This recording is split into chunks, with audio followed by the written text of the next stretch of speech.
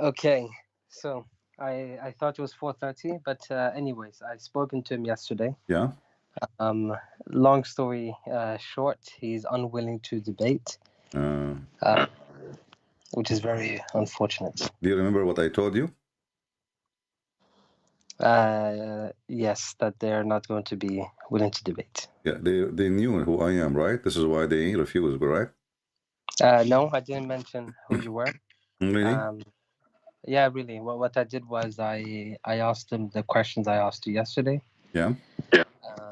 And I said to them that I spoken to a Christian, and he told me this. And I said to him that he wants to have a conversation with you tomorrow at 4:30. Um, they said no, they're not willing to do this. They said they would ask around. Um, I'm not too sure if that's the case, to be honest. All right. Well, what we can do, I mean, we cannot force people to come and debate us, but we would like to have somebody have knowledge, maybe, because you know what usually Muslims they do say that I debate people who do not know, and when we challenge the sheikhs, they don't show up. You know what I mean? Yeah. So what I've gone to do is actually so there's two things I've done in the meantime. I've looked at one of the books of Ibn Kathir, Al Sira Al Nabawi, if you Mm-hmm. know this book, Mm-hmm. to check if the mention of Khadija's wedding Mm-hmm. is there. And I'm not sure if you read the book, but it is mentioned there actually. Yeah. Yeah, so But you you know, know, I mean, do you think really that I am going to send you a link, Musnad Ahmad? Even the Muslims they have audio for it. And I mean, you can type in 2 minutes in Google, Prophet Google, peace be upon him, and he will get you the answer. So, I mean, it's going to be embarrassing. And it's going to be, first, I'm a Christian, you know, and I'm forbidden to lie. Secondly, you know, lies are very short. The rope of a lie is very short. It doesn't matter how you try to extend it, people will find out, right? So there's no point of saying a lie to you, and then you will find that this is not a true. And then what? Then I will lose your respect, and I will lose the argument, and what I accomplish nothing, right? There's no yeah, point. So we will not mention anything unless we are sure. So what do you think, Yaqub? You can get us anyone else replacing those people who can somebody have knowledge, or everybody uh, retreat? well, I'm going to ask around to be honest. This is what I'm going to do. All right. Um, I think that's correct. But at the same time, have you heard of a channel called Islam QA before? I don't care really for names, but what I know that Muslims, all Muslim channels are the same. They are copy paste of each other, and nobody knows what he's talking about. No, what I mean is that it's a Islamic channel where you can call in as well. Yeah, well, give me Uh, their Skype. I will call them right now. No problem. no, they come in at they're on TV. I'll send you the information, but they come in at 12 You o'clock see, I UK. called I called the Dean show before, you know, The Dean and Show. yeah, they did not let me go. Actually, I have it recorded. I posted on YouTube. You know, Hmm. they you know they lie. They have a preset people to call and preset questions. You know, so like it's not like now. I do not know who's going to call me. They have a questions already. It is made. They made someone of them calling what it's called TV, and supposedly they are going to answer the one who's caller. And the D show actually go further with their lies. They don't even receive calls, you know, because when I call, they did not let me go through. And the guy Yusuf State, you know, he have a cell phone. Have you ever heard of a TV have a cell phone? You're answering by cell phone, and nobody hear what he is saying, and nobody hear. I mean, who is calling, and nobody hear the voice of a caller. And Yusuf State, he said, yes, brother, okay, okay, we will answer you. But what is the question? Who was talking there? Nobody knows. And I tried to call them. They did not let me go. They right away they figure out my voice.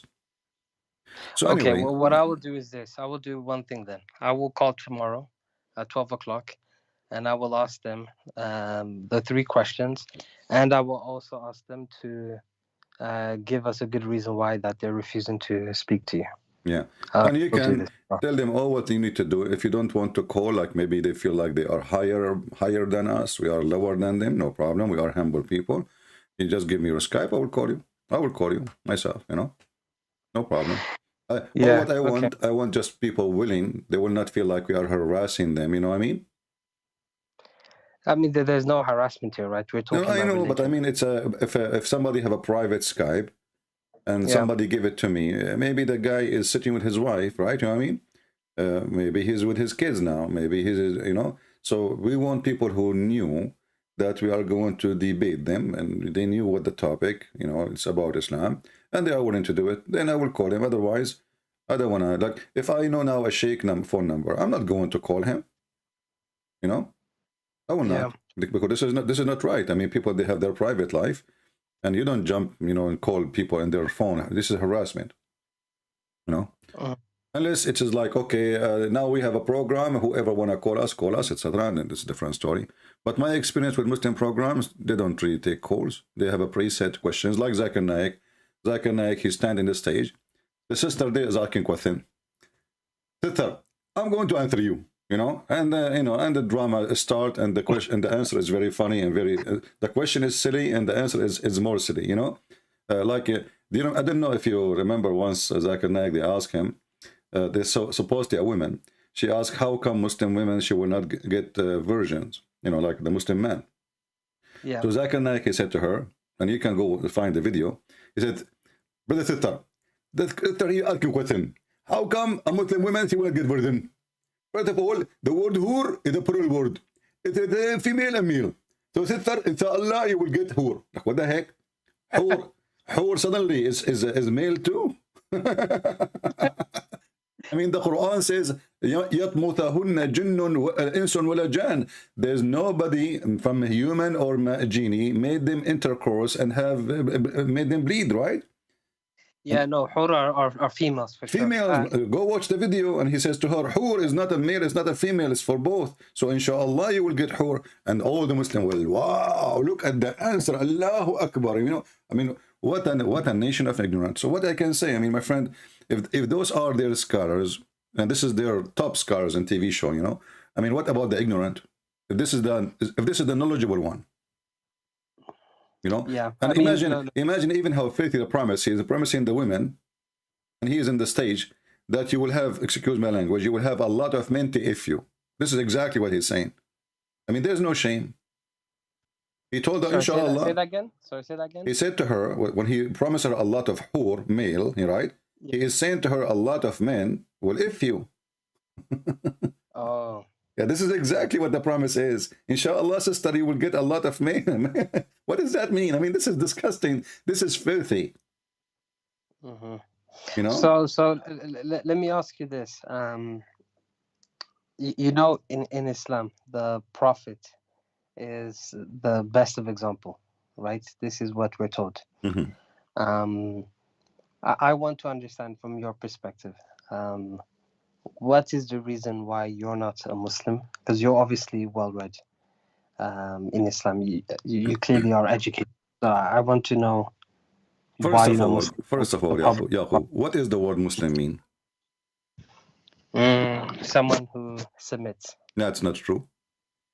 The word Muslim means someone who surrender, and surrender is an act of cowardness. So a man, he come to us with his army, and he says, surrender or die. You know, surrender or die. If you go to the Quran, just to prove my point to you, now we know that Muhammad, he ordered the Muslims, to fight the Christian, the Jews, the Arab, etc. And he said to them, if they surrender, which means they become Muslims, don't kill them. If the Christian, in the case of the Christian and the Jews, because he want money and income, he says if they pay jizya, don't kill them, you know, jizya, pay money, you can worship any god you want because he's a hypocrite. But if you go in the Quran, as an example, the Arab, they said, we believe, you know, we believe. Muhammad, he said to them in chapter 49, verse number 14, don't say we believe, say we surrender. The translation, they use the word submit, like in Yusuf Ali, but the truth is, it says we surrender. And here Muhammad is saying, that you, Arab, you say we believe. Say don't say we believe. Say we become Muslims. Now you tell me, Yaqub, how somebody you are telling him you can say you are a Muslim, but he don't believe. Islam requires full compliance, right? Which requires more than just action itself. No, Sorry, more than just belief itself. Yes. no. So prayer, for The verse in example. front of you. Here we go. Chapter 49, verse number 14. Read it. All what you need to do, you don't have to believe at all. Believe No, never.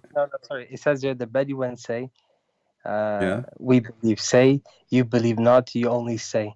We Mhm. have surrendered in Islam, for faith has not yet entered our hearts. But if you obey Allah and His Messenger, He will not decrease anything in reward for your deeds. Verily, Allah is all forgiving, most merciful. Exactly. The translation here Right. is not correct, but let me fix it. The Bedouin, the Arab, you know, and all Arab are Bedouin anyway. We believe. We believe. They say what they say. We say we believe. Okay. Yep. Okay. He said to them, "Don't say we believe, but you say we are Muslims." The surrender here is translation for the word aslamna. Qulu aslamna. I know you do not know much Arabic, but I think you can read it, right?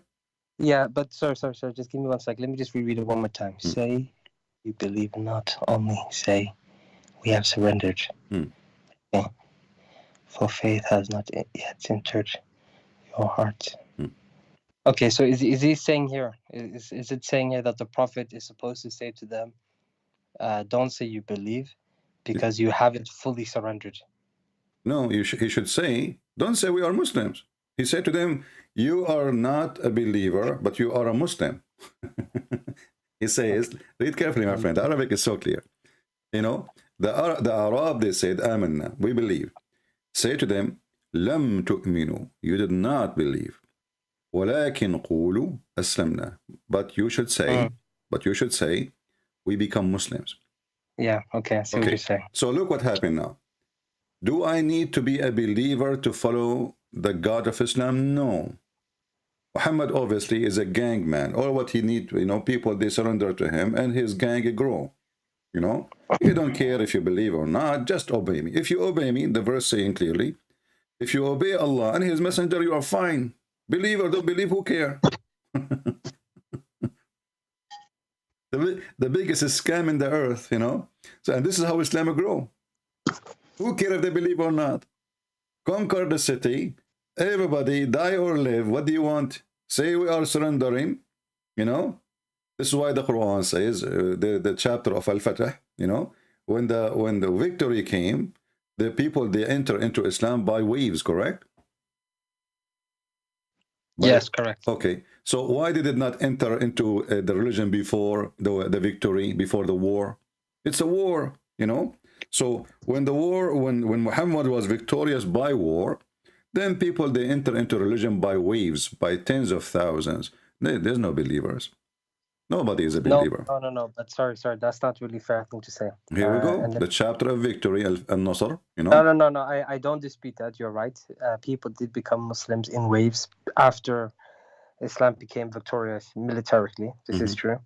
But you have to remember that back in those days, even with Christianity as well, when for example, the Roman Emperor, when he became Christian, everyone else became Christian, pretty much. When the Ethiopians no, my friend, let me help you. And that was normal. No, that's not true. That's not true. It's not true. You see, Christianity was spreading so fast inside the Roman Empire. Even though the Roman, they were killing Christians as killing cats and dogs, and you know that, correct? Yep, that's true. And now, because the Christianity is spreading, Christianity was able to arrive to the royal family. It's not because the Christianity was not there, and then suddenly the one king he become a Christian, and then everybody become a Christian. Already, Christianity is all over the place. No. But what I'm saying is that back in those days, and this is my friend, I understand. The king, he, you know, and this will have a huge influence, and this is happening right now. You know, you see somebody he worship an actor, and the actor become a Muslim. He say, okay, I'm going to become Muslim, or he want to be a Christian. So people who love this actor, they say, oh, Christianity must be good because people are dummy. But this is not what happened with Christianity. Christianity spread all over, not by sword.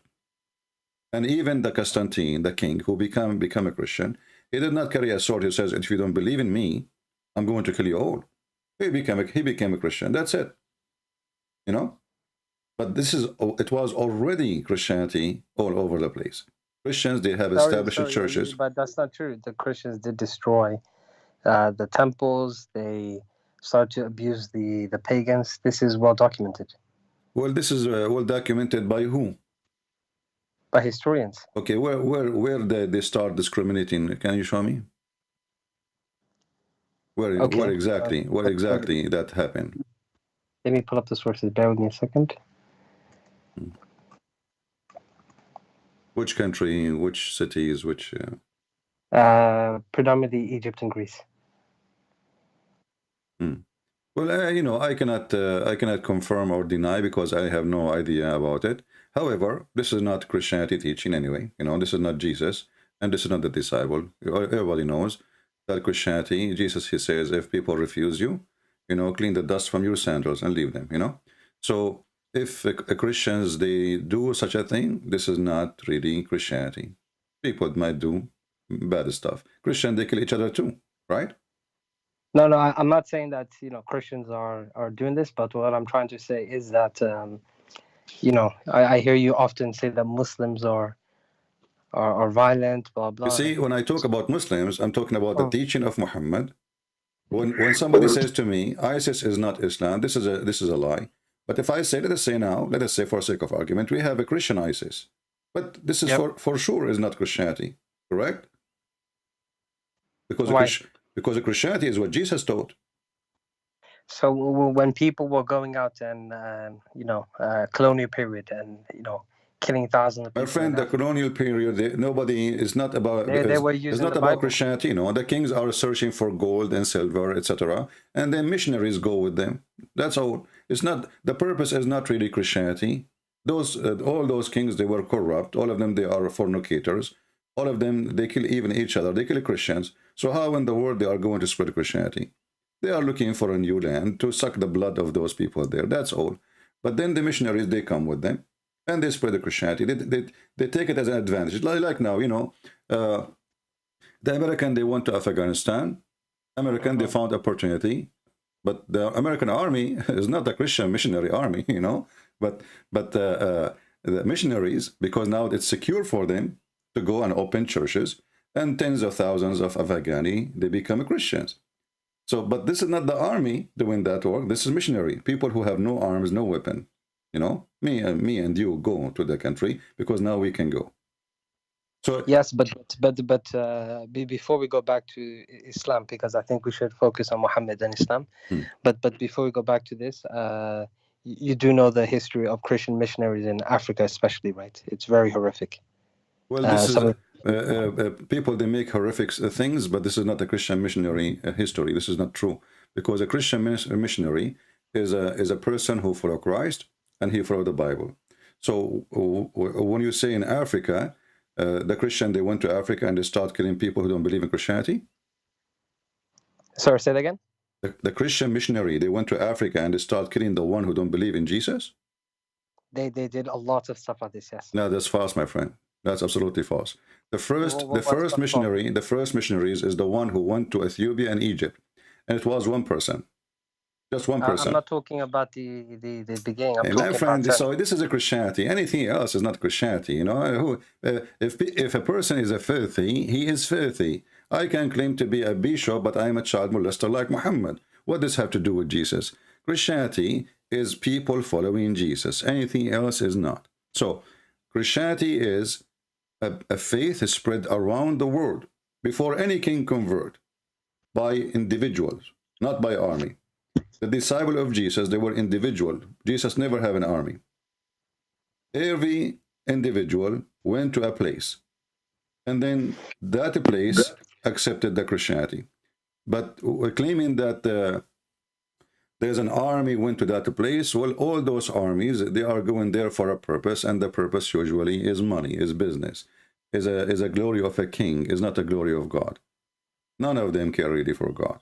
And the proof, you know, wherever they go, they take whatever is there. You know, They go to you know, like now, even when empire like America or China or the Russian, they are trying to explore the space. Is that the purpose? Is it really science? No. The purpose Isn't is it? who can reach Oh, first to something valuable, discover it, and take it. You know, yeah. the appearance is science, but the reality is it's a big investment. It's very costly project, but hoping that we will be the first one to take. So if we find an Earth in different space, you know, if the American find the Earth, they will claim it for themselves, and that will be the new America.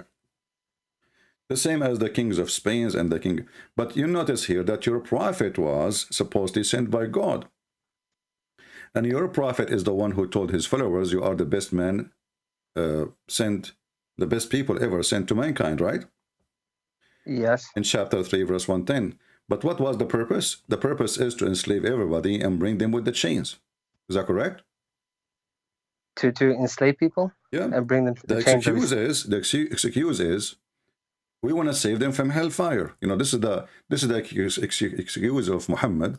Why he want to enslave everybody? Why he want to kill everybody? Well, we want to save you from hell, like Putin now attacking the Ukrainian poor people. You know, because we want to liberate you, and you know, liberate you by stealing their land and taking their cities and destroy them and kill them and raping their women. But the flag is saying we want to you know, liberate you. This is the hadith. This is from Sahih al-Bukhari.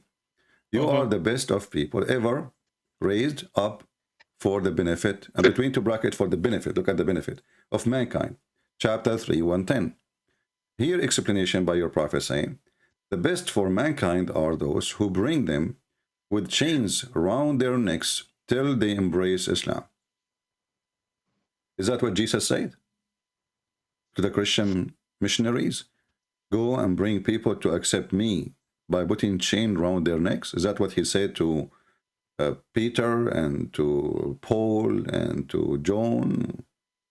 Is that the order of Jesus? I don't know if he said that, but he for sure did not forbid slavery.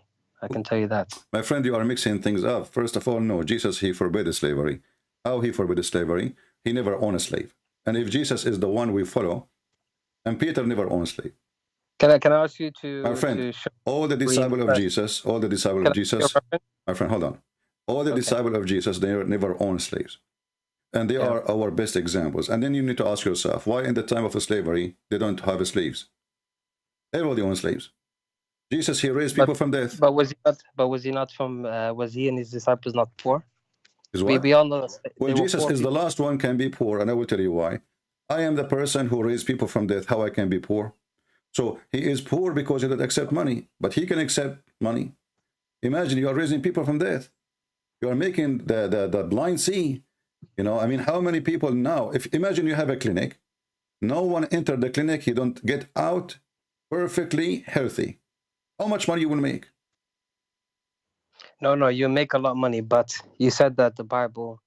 Okay, can I ask you to open up First Peter 2:18 and share that on the screen, please? You tell me, what about it?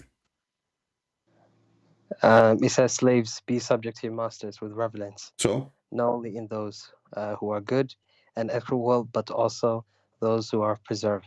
and so it's there. It's not condemning. but he is talking. Okay, you just noticed that he is talking to Christians. So those are Christians enslaved, and they did not choose to be slaves, and he don't want them to use violence to free themselves. Be obedience. So you are misunderstanding the difference between we are promoting slavery, and we are asking the Christian not to shed blood and kill to get their freedom. Christianity, everybody knows, teach peace and teach love. So be obedience, and those are the one he's talking to are not Muslims. Those are Christians, because who is going to read this and listen to this and obey this? The Christians, correct? Yep. Okay. So he is not not siding with the master against them. He is telling them that Christianity, we as a Christians, we are against violence. You know, that's all. He is not approving slavery. They are already slaves. Don't kill, and don't make chaos and shed blood, and usually at the end, the slaves is the losers. They will be killed. Okay. As an example, you know what happened to Sawrat al-Zinj in Basra, in Iraq? No, what happened? You can search it right now. Hundreds of thousands of black people, not 10, 20. I mean, the whole area, there's no white people live there, only black African slaves. So the Muslims, they start bringing slaves, and the whole territory of Al-Basra become a slave territory, and they have their own city. What they do, they bring them there, they force them to do irrigation work, farming work, and the Arabs sit home and they eat and they sell the product, and the slave, even the one who sell, is the slave themselves. But the slaves became big in number to the point they become the whole, tens of kilometers, thousands of kilometers are full of slaves. So they made the revolutionary. And what happened then? All the Arab, the white ones, united, the Muslims, and they killed them. Right now, there's 0 black people in Iraq. You can go right now and search it in Google. It's called... No, I don't deny that the Muslims... No, my friend, there's a very, very... You see, there's a huge difference between... Yeah. Your prophet, he owned slaves. Do he? Yes. Okay. Yes. He died and he still owns a slave. Is that true? Yes. Okay. So how he can be against slavery? My Lord, he never owned one. He never have one. He never bought one. He never freed one. Because simply, yes, he but, don't have any. He never condemned slavery. No, you see, in Christianity, Jesus said, what the Bible teaches us, that in Christ, there's no Greek, there's no Hebrew, there's no free, there's no slaves. All of us, we are equal.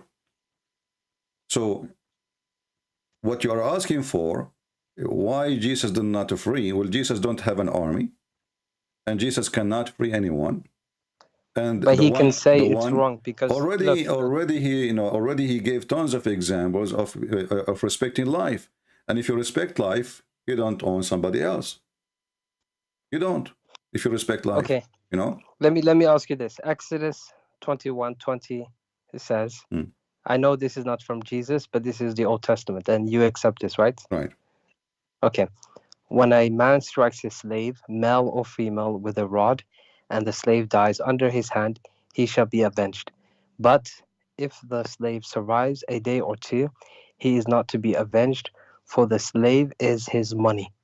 Yeah, but okay, so that means that's his property. But first of all, that's fundamentally wrong. So no. You see, we don't compromise the same as the Muslims. We change our mind and we say, oh, we are with this and we are against that. If you go, we are going thousands of years by time. In the same time, the Hebrew slaves, they give themselves, they offer themselves for years as a slave voluntarily. So you go to a person, you say to him, I want to be your servant. Slave here is a servant. Is not I'm not talking about Jewish slaves. I know there's a distinction between Jews owning other Jews and Jews owning non-Gentiles. Yeah. I'm talking about the non-Gentiles here. Well, those non-Gentiles, usually they are coming from war.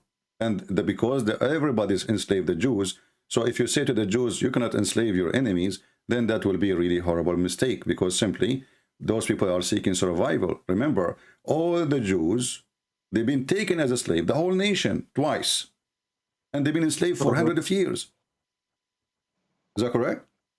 Okay. Yep. So Moses, he have the law of eye for an eye. They enslave us, we enslave them. You treat us nice, we treat you nice. You kill us, we kill you. You take our land, we will attack your land. As simple as that. So the whole nation is under a slavery law. Everybody is practicing slavery. And you are asking the Jews to be as if they are coming from the city of Aflaton and live between the whole nations who believe in killing and bloodshed, and saying to them, why you are not living like angels? Well, that will erase their race and that will make them distinguished from this earth. So in order to survive in such atmosphere, there is a reason for what they practice. It was a solution of existence. It was not a solution for fun. Okay, so That's fine. My friend, listen. If we want to compare, I mean, Islam came long after Moses, right? And Muhammad, he came 600 years after Jesus, right? Yep. Okay. Jesus never owned a slave. His disciple never owned a slave. And that will set an example for a Christian to ask themselves, well, if they don't own slaves, why we should have slaves? Obviously, he do what is right, and he don't do. If something he did not do, obviously it is wrong. If Jesus did not commit adultery, even if he never spoke against adultery, well, it's still obviously adultery is wrong. If Jesus never commit a theft, but he did not commit theft, obviously theft is wrong. So not everything Jesus have to say in order to know it is right or wrong. There's many things Jesus did not say, but we know it's wrong. Simply, Jesus was holy, and holy is what he did. We check what he did, we find none of it is about slavery, none of it about theft, none of it about money. And Jesus is the one who taught us even not to be the same as the Muslim hypocrite. When you pray, go to the closet. I mean, what a big deal if you pray in the street or you pray. No, when you pray, go to your closet, which means a small room, close your door, and this is between you and your Father, the one who created you. So when we pray, even the prayer, if the purpose of it is to be known, it is sin. But Jesus did not say, he did not make a statement saying praying in public is sin, But he told us that there's many people do such a hypocrisy act, hypocrisy. So Jesus always, he spoke to us in parable. There's many things he said, many things he did not say, but still it is there. And the reason of that, as an example, the Jews, they come to Jesus and they say to him, shall we pay tax to Caesar? I mean, what does this have to do with Jesus? Pay tax to Jesus, to Caesar. But the Jews are trying to, let us say, to find a reason for they want to get rid of this man, Let us say, if he say yeah, then the people will hate him. If he say no, the Roman will arrest him. Yep. So this is in front of the Roman. Well, did Jesus say pay to Caesar? No. Did he say to them, obey Caesar? Not even once. What he said to them, he saw them hypocrisy. He says, show me the coin in your pocket. The coin have the image of Caesar. What Jesus said to them, well, give what to Caesar to Caesar. You're a bunch of, which means you are a bunch of hypocrite. You are asking me if we should pay tax to Caesar, yet you carry the money of Caesar, like the ISIS now, Al-Qaeda, their favorite money is dollar. But yet the American are the kuffar. Well, if they are the kuffar, why you carry their money? Why their money in your pocket? Why it's your favorite money in the bank? So they are hypocrite, and there is many things Jesus, he was avoid actually, let's say, saying, because he knew that this community is not ready to take it. Jesus is a revolution of a humanity, but he don't want to bloodshed. He don't want people to get killed because of his teaching. Yes, but from what you're saying here, you basically make Jesus sound like a coward. To be quite honest, you can understand it as you wish, because Jesus, if you say to me now, somebody is coming to kill me and Jesus did not defend him, you can say he's a coward, but this is not what Jesus taught. So your understanding can be like that. Our understanding is different, because Jesus, the one who has power over death, the one who can persuade kings, if I promise a king, he die, I will make you alive again. This king, all in his army, will promise me victory forever, protect me forever, So Jesus did not take advantage of what the power he have. So how he can be a coward?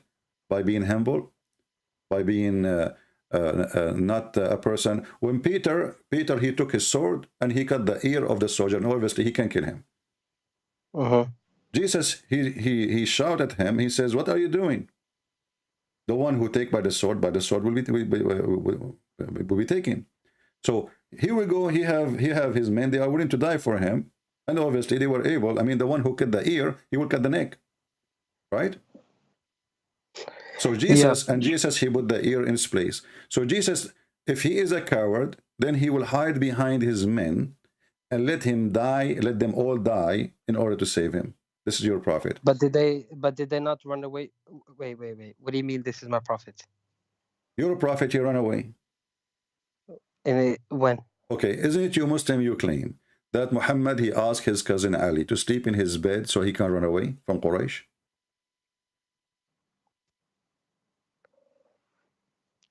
Okay, to Medina. Yes. Okay. Isn't it this is an act of cowardness? Because not only this, he is risking a child. Ali at that time was a boy. He's asking a child to sleep in his bed. Those people will enter the bed and he ordered him to cover himself. Those Can people you just pull up the reference again? Sorry, I just wanna. you can search it. I mean, you are a Muslim, you don't know. I mean, you know the story, Yeah, right? sorry. Huh? Yeah, I know the story. Yeah, so Yeah, I know. I mean, we do not need to waste time. But this is an act of cowardness because I am asking a child to die so I can run away. You know, Jesus, he knew when they are going to come to arrest him. This is what the Bible teach, right? Even the Quran says that Jesus can tell you what you had in your houses. He can tell you what you ate. So Jesus, he knew even what you in your mind. So Jesus, he knew. Even Jesus told them that in this moment, one of you will deny me. This one will deny me 3 times. You know. So, and this is exactly what happened.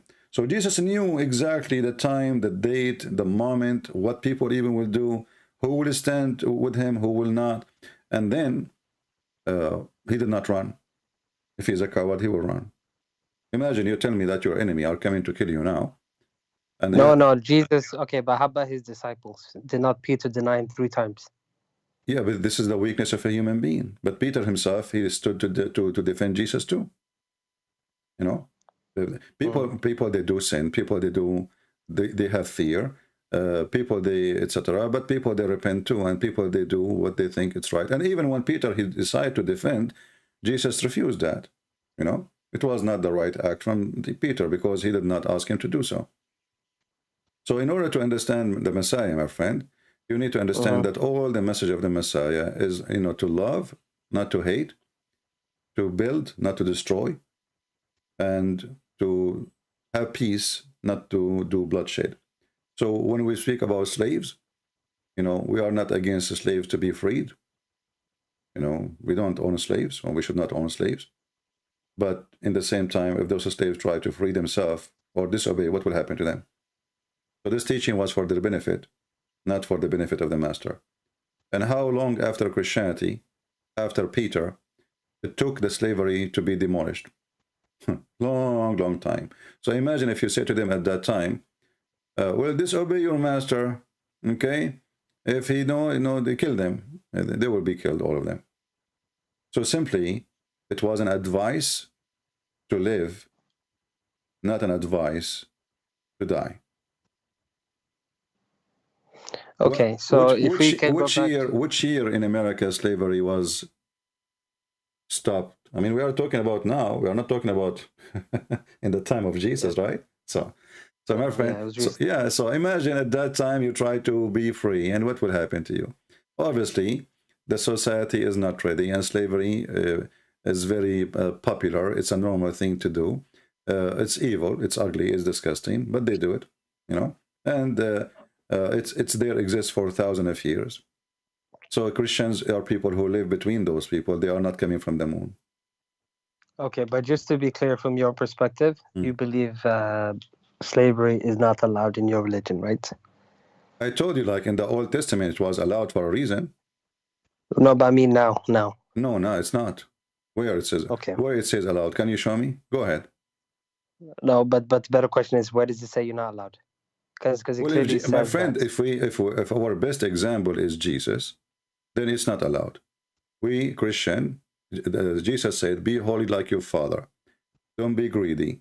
Don't seek your own glory. Don't." All of this is a person, a human being, is trying to abuse somebody else. How Jesus says, "Love your enemy," and you are taking the life of somebody and the freedom of somebody and making him a slave. How that works? Because I'll tell you why. Because Jesus did not come to change the old book. No, you see, Jesus, he said, "I came to complete," which means it's not completed. So Jesus, when he said, as an example, Jesus, he said, "It says to you, eye for an eye," correct? But I say to you. So when you say he did not want any change, well, obviously, eye and eye exists for a reason. And now the reason Jesus here, and Jesus, he came in here to make things perfect. So it's being said to you, eye for an eye, but I say to you, and you will see what he says to you is different from eye to an eye, right? So love your enemy, pray for those who curse you, etc. And this is a huge difference between what was and what Jesus, brought to us. But we No, understood. but you see, sorry to interrupt, but I think you're misinterpret that, because you're referring to Matthew 5:38, right? When he says, "You have heard that it was said, eye for an eye and a tooth for a tooth, but I tell you, do not resist an evil person." But if you look at Matthew 5:17, he does say that, "Do not think that I've come to abolish the law or the prophets. I have not come to abolish, but to fulfill them." So if you read this, I mean, the law, the Old Testament does not abolish slavery. My friend, no. Jesus, You so see, I don't you understand are making it very limited. We just showed you an example. If Jesus, he said, it's a book, it's not a sentence. If Jesus says it's been said to you, an eye for an eye, and at the same time Jesus says, I came not to abolish, but he just already said that I am completing the law. The law, it is a law, and I'm completing it. It was not complete. So I'm coming to you now, and I say to you, in this stage, you see, in the certain time, the children of Adam, they marry their sisters. Is that correct? Yep, they Okay. did. And God, he approved that. Did God say it's sin? No. Okay. So why God did not say it is sin? Because, I mean, this is what they have. I mean, there is no, I created one Adam, one Eve. So obviously, the children will have their sisters as wives. So the law was the law, but the law of God in the time of Adam is not the same as the law in the time of Moses, not the same as the law in the time of Jesus. So God is not a change in his law.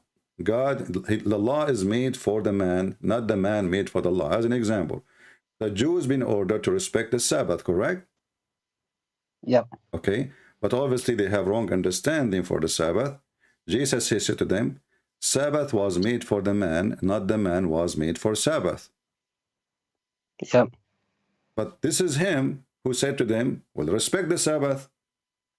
But the Sabbath was made for the man. What does that mean? The Jews are a greedy people. They love money, and now nothing changed. So they want to work 7 days a week, and they want to use their servants to work for 7. Nobody take rest, especially the servants, So they're greedy. So the Sabbath was not made for God. God, he don't care for your Sabbath. God, he do not need your Sabbath. God do not need your donation too. And God, you do not need your prayer too. And God, who do not need your worship. You worship him, you don't, he do not need it. It's not about God, he needed. So the Jews, they made it as, the same as the Muslims, they made that rituals or acts or certain things to do, like prayer, they made it as if God, he needed. And if we don't do it, God is going to punish us.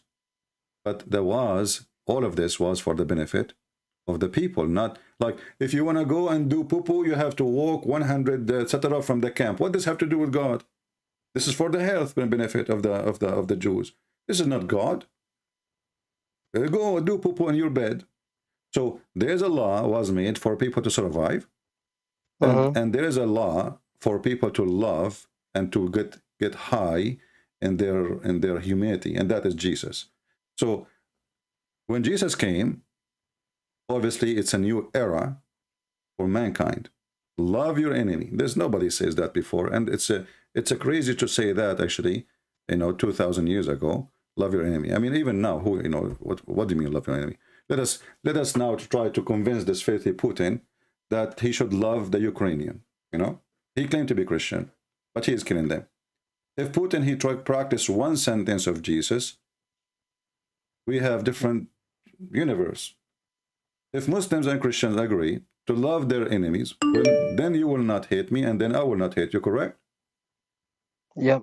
And then we will not have war. So here you see that Jesus, yes, he gave a law to the Jews before in order to survive. Like, here we go, the Amlite is attacking you, the same as, go and attack them. But this is what they did to you. They kill your children. They took, this is what even the Quran says in chapter 2, verse number 246.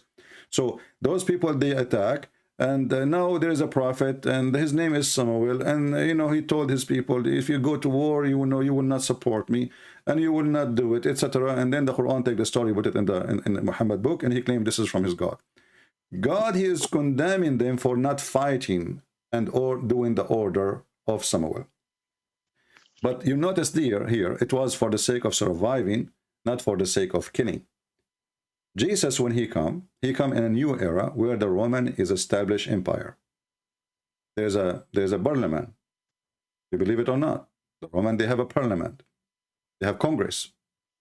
They have senators. They have police. It's a very well-established state, civil state, somehow.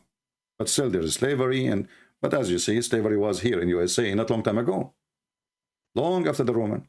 So it is time for a new step of life. Before Jesus, the Jews, they live by the law. By Jesus, the people live by love. So love your enemy, forgive the one who hit you on your cheek, give him the other one. That is new, right? That is totally new. What do you mean? What do you mean? Somebody hit me. Why I wanted him? How many people they can practice this? How many people they can handle it? How many people they can say, oh, you know what? I forgive you, brother. I just hit you in your face. You tell me to forgive me. Actually, if you do that, you will see that the person, he will become ashamed of his behavior. People, they can label you as a coward, but people who understand that you are Christian, they understand that this is because you are a Christian, not because you're a coward. Otherwise, everybody can kill. Everybody can kill. And yeah, but what you're excluding here is that even in the New Testament, it does very clearly say, slaves, obey your earthly. I'm quoting you here. see, you're just repeating yourself again as if I said nothing to you. Obey, No. my friend, obey, because simply if they don't obey, what will happen? No, but if you, I see what you're saying here, but if you, the full verse says, obey your earthly masters with respect and fear and with sincerity of heart, just as you obey Christ. Okay, and? Okay, that's, you guys worship Christ. Exactly. So what is telling slaves? To go and basically worship your slave owners, correct? No, he is telling them, because it's simply, the slave owner in the time of the Christians, you need to read the timing too, when they are talking. If this verse is written today, it's not going to be the same. They gave them a verse fit for the time in their living. Obey your master, because if you don't obey him, which means you obey him blindly, you don't even question their orders, because if you don't, they will make you, ash. They can burn you, they can kill you, they can rape you, they can sell you. You have no control. So there is one of two choices. Either you obey them the same as you obey Christ, as you say, which means you don't question what they say. You don't question their orders. You're just obedience, and you are already slave. It's not a choice. And the slaves already, they knew that. This is not new. We know that we have to do that. But what the Bible, what the disciple, they are teaching them, we are not here to come in to make you, let us make it clear. We are not here a revolutionary. We are not Robin Hood. We are peaceful believers. So the change will happen through the peaceful believer. We will change the mind and the heart of your master. But until that happened, you obey. If we try to force, they will kill you. They are killing us already. The one who's talking himself, he have no power over anything. So his words is useless. At least for the pagans. Who is the one who listen to it? Is those who believe. So if you believe in Jesus, this is what we believe. We don't want to kill the masters. We don't want to kill the king. We don't want to kill the army. We are not here coming to make... Islam is not a Christianity, and Christianity is not Islam. Islam is a war, is an army, is a caliphate. Christianity is poor disciples going around with their sandals. They don't have army and never establish one, and they do not need one. So they Was it designed to have an army? Just that I'm being honest. I genuinely don't know. but was it supposed to be a state or not? No, the state of You, Jesus is not the state. Jesus, he says, my kingdom is not in this earth. You know, my kingdom yeah. is not here. But this is the word here. You say, Jesus, he said, I am from above, you are from below. And the kingdom of God, which we are promised, is not a kingdom in, you know, in Hulunulu. So my kingdom is a new kingdom, is not like any. But this is not a kingdom which you will see. It's not a king and soldiers and army. The army of God is his angels. And this is why Okay. Jesus, when he said, when Jesus, he come back, you see now Jesus speaking about love, right? Yeah. But Jesus in the second coming, there's no love no more. Why? Because it's time to collect. It's time to collect. Everybody have to pay for his crimes. It's time for justice. So I let you go, I let you live, own slaves, rape, kill, whatever you want to do. You want to be good, you want to be bad, it's up to you. But when Jesus come, he come with the glory of his, in the cloud, with the glory, his glory and his angels. And then Jesus, he will say, bring them and slay them. You know that, right? Yeah. Okay. So what happened here? Are you going to say to me now, Jesus, what happened to him? Like maybe he took some vitamin, he became suddenly a warrior of war? You know?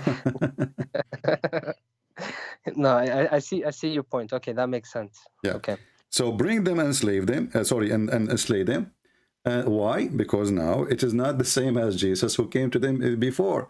This is the Lord. He's coming with the glory now. Before he came as a humble man. Before he accepted to be in the cross. Before he accepted to be crucified, to be humiliated, to be called names.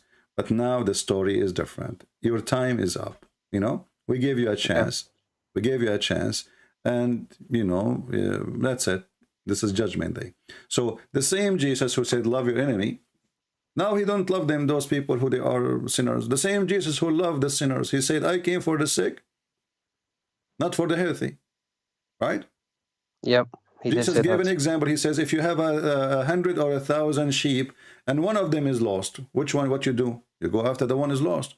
So Jesus is willing to leave the 1,000 and go after one to save. But Jesus in the second coming, he will not do that. It is going to be the opposite. The lost will be sent to hellfire. They will be slaughtered. They will be punished, severe punishment. And those who they were following him, those slaves who obey Jesus, those slaves who obey their masters, but the master will not go to heaven. You see? So the kingdom of Jesus is for those, this is why Jesus said, bless those who spread peace. Yeah. Okay? So the blessing will come to you when? Is it now? No. Here we go, they slave you. You are a slave. You are, you know, Christians. How many Christians the Muslims they slave? How many Jews? How many Christians the Muslims they enslave? You know? So, so based in the Bible, this is why you see when the Muslims they occupy Christian countries in the Middle East, Christian they did not make revolution. Why? Because that will make bloodshed. Otherwise, everybody can kill. And they were the majority. As an example, 4,000 Muslims, they went to Egypt. And Egypt at that time, according to history, there were 4 millions. Yeah. Okay, well, the 4 million Christians, they can eat them alive. Right? The church leaders, they refuse anyone to do any revolution. And actually, if one of the Coptic people try to resist, the church go against him. This is why the Muslims were able to take over and stay. Because the Christianity, the Christians, they are always worried about disobeying God and not to be true Christians. Which one is important for them?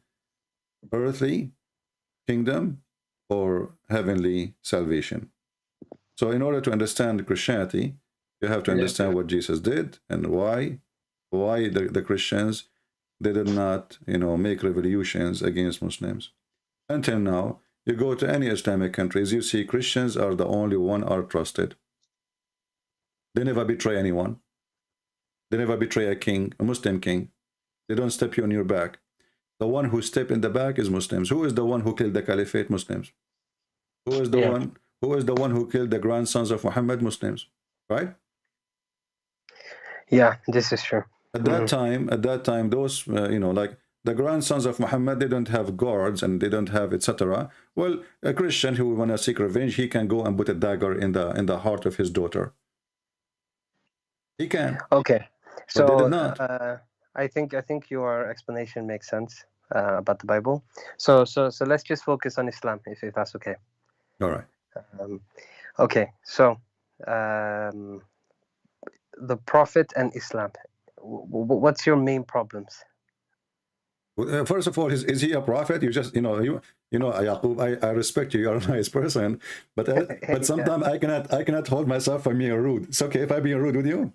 Do you allow me? I guess. Can I so. use the word stupid? Please, let me use it. This is stupid because how in the world you say to me what the problem with the prophet? Shouldn't he be a prophet first? I mean, Okay, the guy, why is he not a prophet? he come to us and he said the sun set in murky water. Here we go, he made a prophecy. How that make him a prophet? I mean, this problem with this guy, Muhammad, he cannot keep his mouth shut, and the more he talk, the more he made poo-poo. And the Jews, they came to him and they asked him, tell us about Zulqarnain, the guy, he took the trap. And they made him believe that Zulqarnain is a prophet. That's why he started talking about him as if he's sent by God. But Zulqarnain, Alexander the Great, is a bisexual. This guy is sick. He sleep with men, and men sleep with him, and he sleep with women too. So how in the world this person became a prophet of Allah, and Allah sent him, and Allah gave him victory, and then he keep going until he found where the sun set. Where the sun set, Yaqub? Can you tell me? Where the sun sets? Yeah, where the sun set. Here we go. It says here, حتى إذا بلغ مغرب الشمس. Until he arrived to the place where the sun set. Where is that?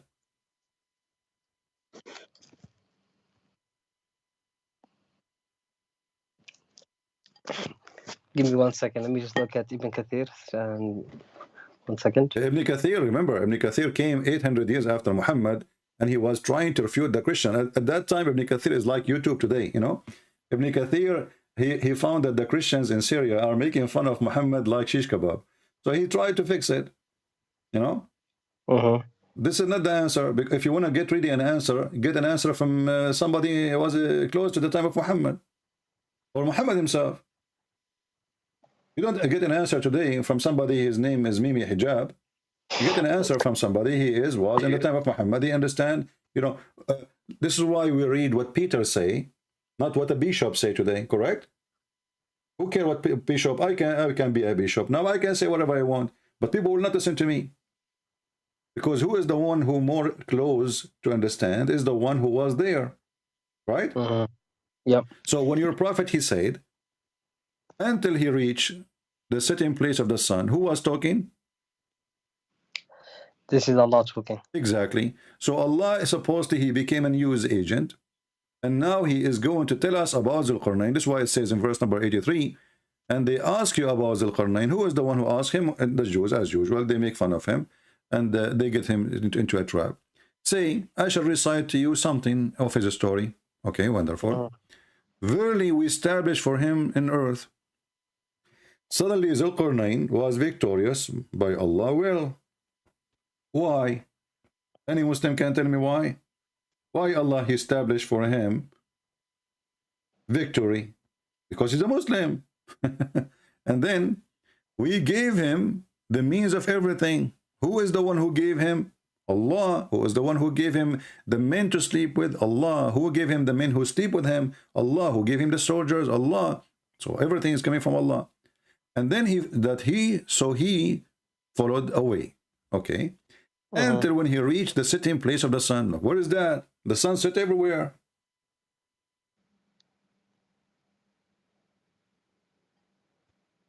What do you mean until he reached the sitting place of the sun? Because simply, Muhammad the Fool, there's a story written by a guy, his name is, he have your name actually, his name is Yaqub.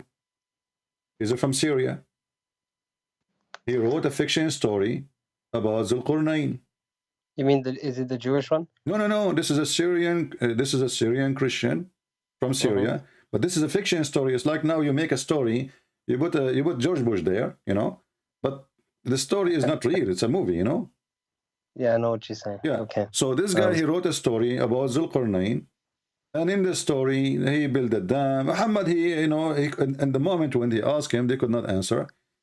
Then he asked, he found out about this story, and now he is copying that story, claiming that Allah is the one who told him.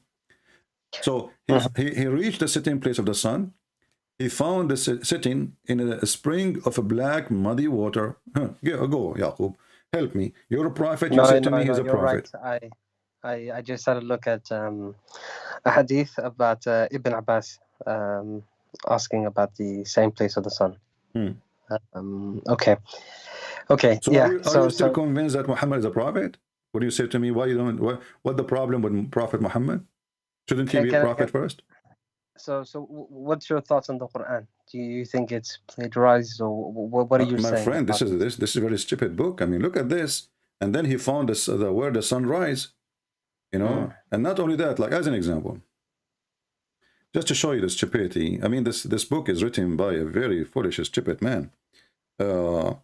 If I say to you, you know, you ask me a question.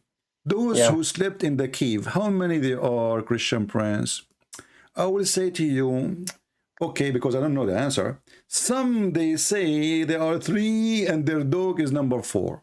Some they say there are 5 and their dog is number 6. Some they say there are 6 and their dog is number 7. Some they say they are 7 and their dog is number 8. Some they say they are 9 and their dog is number 10. Some they come tomorrow. Some they say they are 10 and their dog is number 11. Some they say they are 11 and their dog is number 12. But shouldn't you tell us how many they are? We got it. We got it. Some they say, some they say, some they say. What do you say? The answer is, Allah knows best. Like, what the heck? And not only that, to make it more bigger poo-poo, he says, few people know the answer. Like, what is the answer? Read it, chapter 18, verse number 22. No, I can see that. But you see here, the point of the message is that the number is irrelevant. No, my friend, no. The question is, no. You see, why the number is irrelevant? If you are, but then you are mentioning it. Why you are saying some they say 2 or 3 or 4 and their dogs? And secondly, what kind of Arabic this Arabic is? The Muslim, they say the Quran Arabic is perfect. I never heard of somebody saying they are 3 and their dog is the 4th. This is false. In Arabic, you don't say that, even in English, because dog is not a human. For the dog to be number 4, he have to be the same kind of the previous 3. Correct? It's just like saying, for example, my family and including your dog as part of the family. No, you can see, but you don't say we are, you know, you don't say, and we are 3. Like, let's say you and your wife and your son, and the dog is number 4. That's not this is language. This is false, because the dog is not number 4, for he is number 1 between dogs. So if you are counting a human, you count a human. If you are counting apples, you count. You don't say 3 apples and 1 cat. No, but the point is, the moral of this, what the verse here is telling you very clearly is. What is the moral? Hey, I'm listening. What is the moral? I will. So it says, your Lord knows best the numbers, none but a few. So debate not about their numbers. That's exactly what we're doing, because it's irrelevant, except with clear proof. Okay, and consult not any of them people. First of all, where it says debate about the debate not. Sorry. Where it says. It says there. So debate not about their numbers, except with clear proof. No, it doesn't say debate. It says ولا تستفتي فيهم منهم أحدا, which means don't ask them. Allah knows. There's no debate. Don't ask them. لا تستفتي. Don't ask them. Allah knows best. Okay, so don't ask them. So what is the answer? Don't ask them. Ask Allah. The relevance here is that the point of the story is, from my understanding, I'm not here trying to make up excuses, just to be clear. So the understanding of the story is that if you trust in God and you're God, what's the word? God conscious, then God will provide for you. Just as He did for. If this is the purpose of this story, then he should not mention the number. You should not say some they say 2, some they say 3, some they say. He's saying there's 7. And actually, this is a story, fiction story written by Christians about a bunch of youth. They were discriminated. And then they went to a cave. And actually, the story is very funny. In Islam, it's dog is dirty, correct? So how the dog is with them? What kind of Muslim they are? They have a dog. Why the dog is there? But do you know that in Islam we believe that certain things were halal in the past and then God forbid them? No, dogs is dirty. It doesn't matter if you forbid them or not. Is it like the dogs before Islam they were clean and after Islam became dirty? No, they were permissible. Okay, but listen what happened. Just like alcohol. Okay, well, it says here that according to the story here, that the dog, he opened his arms. Do dogs have arms? No, they don't. Okay, so the dog, he stand in the front of the cave and he opened his arms to do what exactly?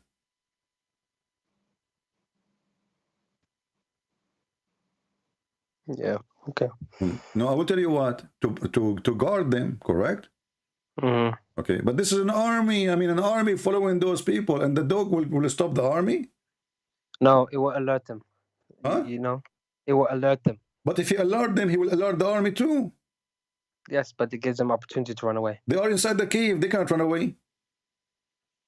Yeah, I see what you're saying. That makes sense. What happened, my friend, the Arabic word is not kalbahum, is kali'ahum. Kali'ahum. They're a provider. This is an angel. An angel in the Aramaic story, there's an angel. He opened his arms to blockade the cave. Angel can protect them. Doesn't matter how big the army is. Do we agree? Yep.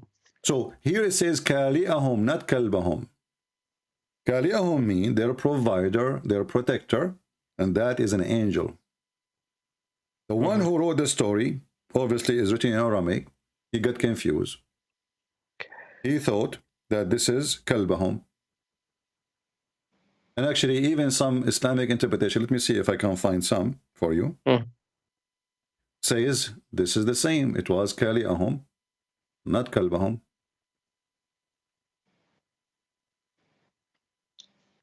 Here we go. Let us see.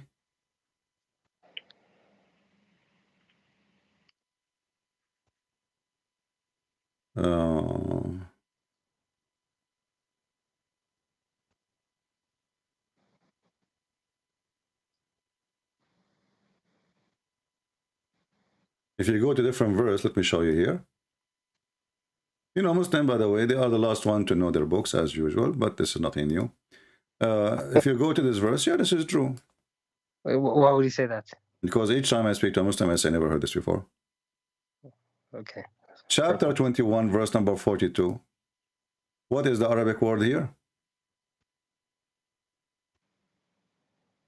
Sorry, are you sharing it on YouTube or? No, this is in the Quran. Chapter 21, verse number 42. Do you know how to read it? Sorry, are you sharing your screen or not? Yeah, I'm showing your screen. Yeah. Okay, I can't see it yet. Give me a second. In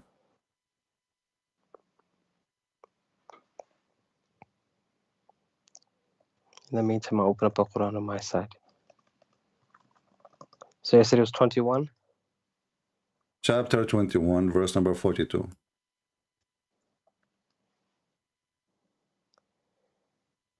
Okay. Tell them, O Muhammad, who protects you during the night or the day from the most compassionate Lord. Okay, what is the word? What is the word protect you here? The same word we're talking about. Look at it. This is the Arabic word. So this word became a dog. I mean, what a funny religion. So how Muslims even they understand their book? Where they get the reference from? Simply, the Quran is full of Aramaic words. They have no idea what they mean. And it was confusing. There is no dots. There is no tashkil. There is nothing. So, okay, you know what? This is maybe kalbahum. But it's not kalbahum. It's their provider, their protector.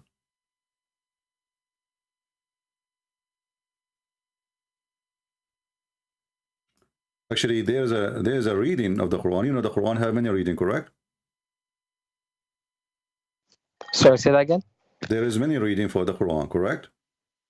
Yes, that's true. All right. If you go as an example,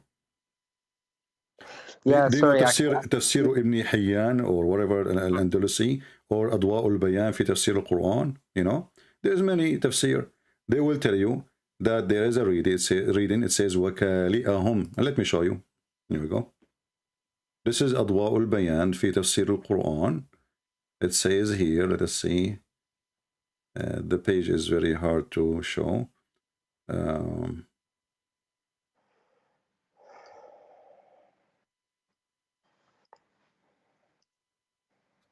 Okay, let's show you here.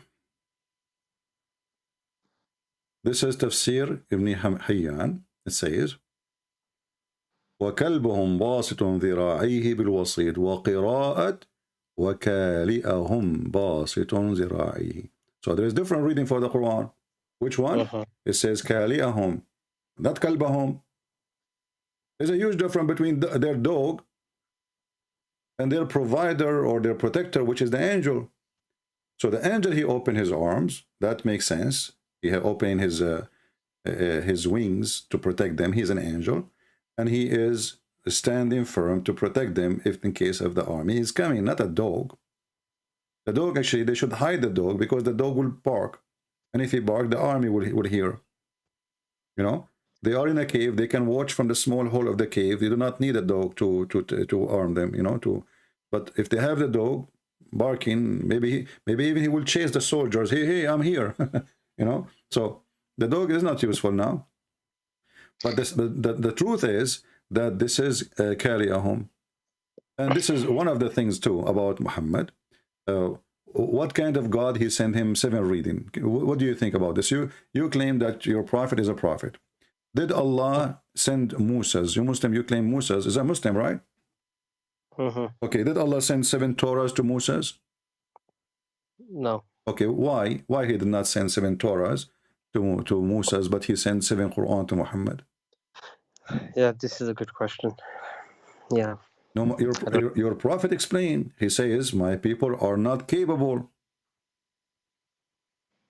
Is that correct? No, I know this reference, but I mean, it's a good question because that doesn't make sense. You know what I mean? Yeah, but it doesn't make sense. That's mean you don't agree Muhammad is a prophet. No, I didn't say that.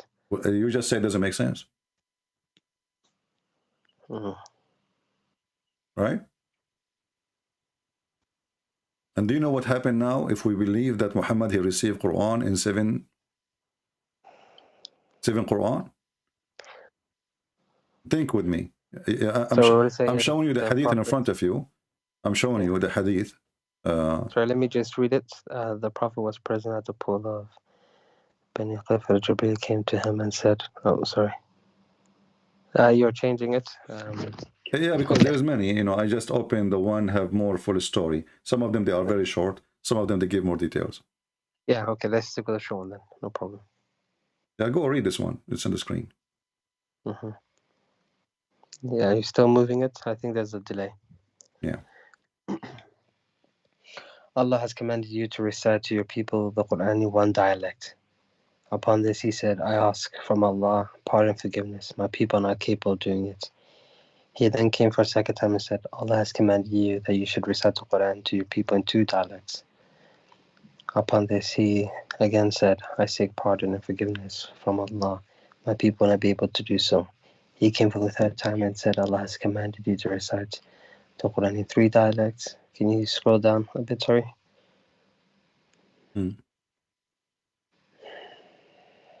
So what is the excuse? He want more Quran?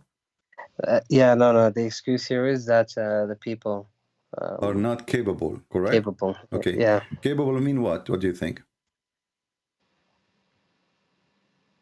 Quran is a language, correct? Quran is a language, yes. Language. Okay, it's a words. So people are not capable of what? Obviously understanding, correct? Okay. So how the Muslim they say that the Quran is a perfectly made by Allah, and Allah is the best author, and who can make Quran like this Quran? The Quran say, and then we find that I need to write my book, rewrite my book 7 times, in order for Abdul to understand what I'm saying. I have many books. Imagine I need to write my book, as an example, Deception of Allah. I wrote it first time, people don't understand. Then I wrote it second time, in different way. Still people don't understand. People say to me, Christian Prince, your book is really horrible. We can't understand what you're saying. So I read it third time, and then still didn't understand. Habibi, Christian Prince, Habibi, your book is, we cannot understand, Habibi. So Christian Prince, he write it fourth time. Is it okay fourth time? No, Habibi, we don't understand, Habibi. Okay, fifth time? No, we don't understand. Sixth time? No. Seventh time? So Allah, he had to rewrite his book 7 times in order to make his words clear. That is the worst author ever in history.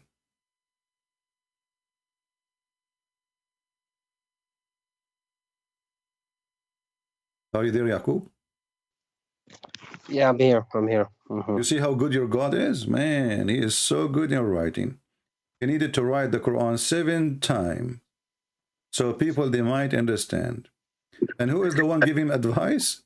Muhammad. The one who did not know even how to write, how to read. Allah is taking advice from the illiterate about how his book can be good or not. Look like Muhammad, he used to work in, like in those magazines who do make a study of some books, like, they make an article about them, if they are good or not. So Muhammad is saying, Allah, Allah, come on, what are you talking about? Once? No way, my people are stupid. You have no idea, You need to write it again, okay? Send me second one. Allah, he said, oh, okay. Well, Allah, he go to the office, he write it second time. I mean, have you ever heard, is that a bazaar? This is a Middle Eastern bazaar. You go to buy falafel, you say to him, the falafel, how much? He said to you 100. You say, come on, 50. 50 is too much. Yeah. Okay, 45. I mean, this is God, this is a man, he's a prophet. How come Jesus did not receive the Injil 7 times and his people don't understand? That's mean either the Muslims are so stupid and the Christians are so smart, or the whole story is a fabrication. And what kind of God, he cannot write his book to make it clear from the first time?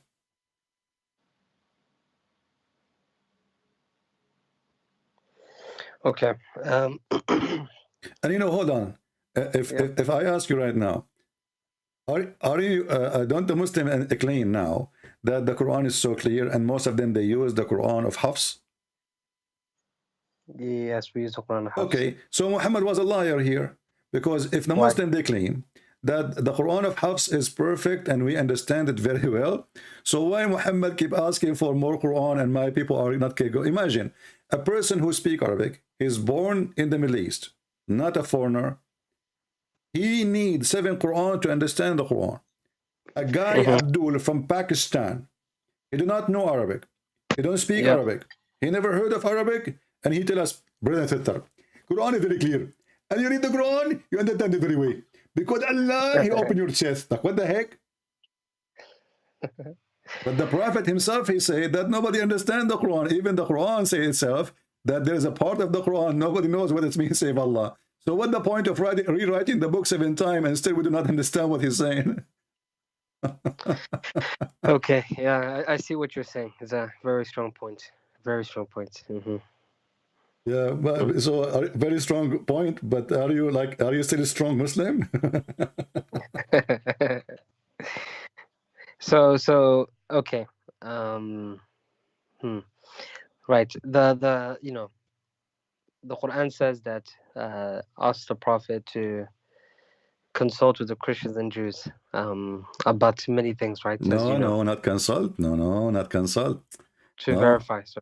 No, my friend. The verse says, "In kunta fi shakkin," correct? Okay, what shak mean? Doubt.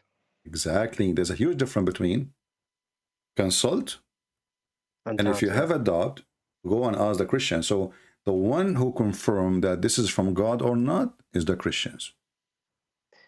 Okay, so let me ask you then this then. So what does Christians think of the Prophet? They rejected him right away. That's why he decided to kill them.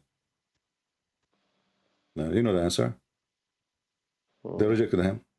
So, and why a prophet, he have a doubt about what was revealed to him? What kind of a prophet? If the prophet himself, he is not sure. Mm-hmm. Have you ever heard of such a thing?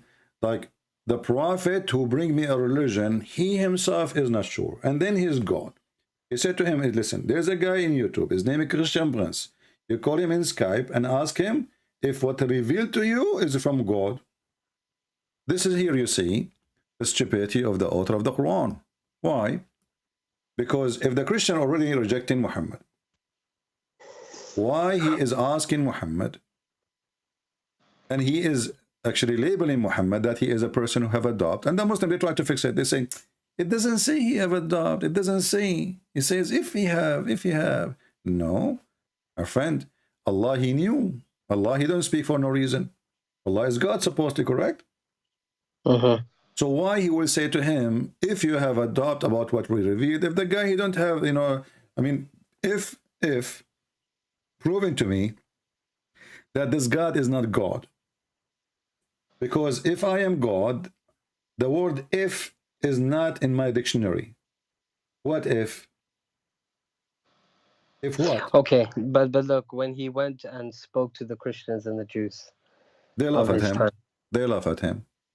and do you have evidence for that? Sure, you know, the Quran is full of evidence. You know, thanks to Allah, you know, who wrote the book 7 times. You know. Oh yeah, okay, I see what you're saying. Mm. Yeah, and Yeah. you know, when a Muslim he says to me, "Do you have evidence?" I find myself really, I cannot stop myself from laughing, because the Quran says the Christians are lost, the Jews are cursed, and then the Quran says, if you want to confirm what revealed to you, go to the Christians.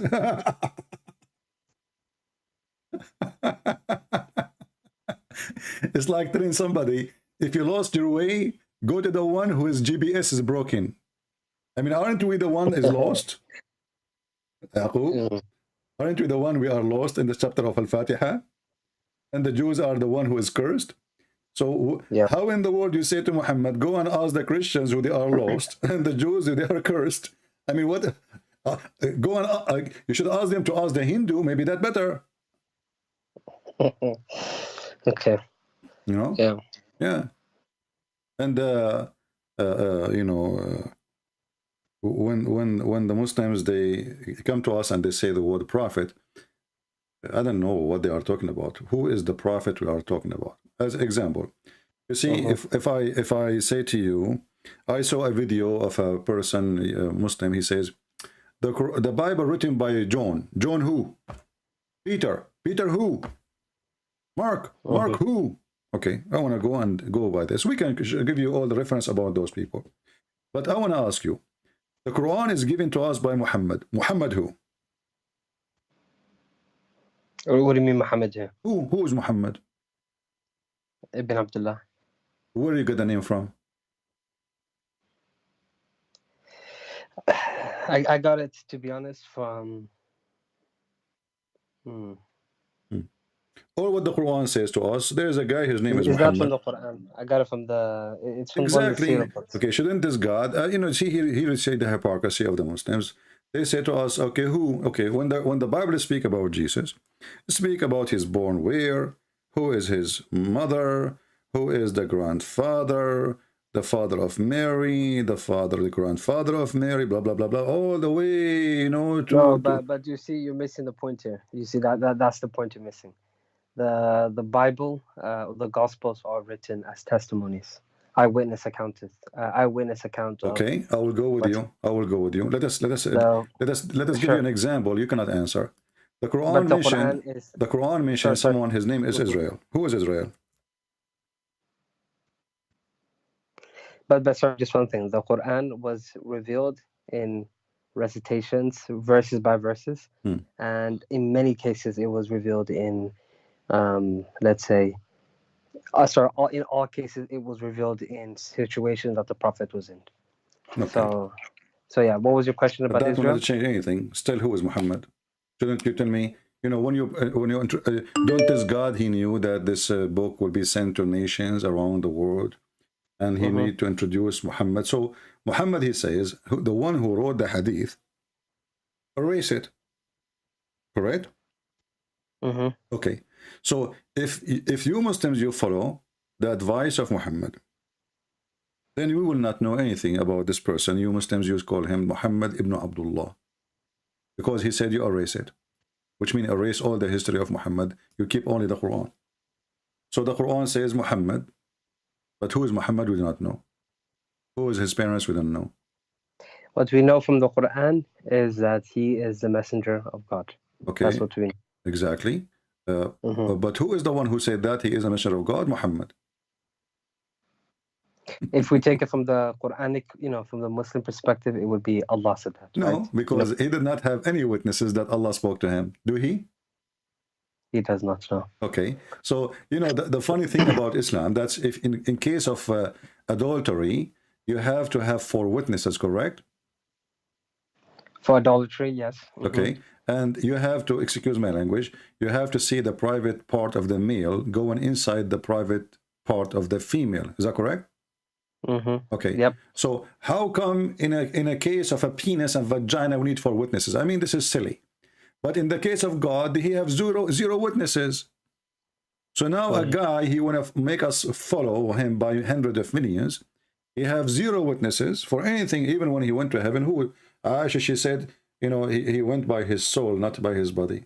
But the Muslim, they claim that he went by his body. So which one? So who said that? Aisha, she said, Usriya bi ruhihi.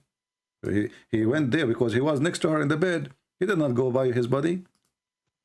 So, hold on a second. Aisha couldn't have said that because this will happen in Mecca, right? Aisha got married in just after Hijrah.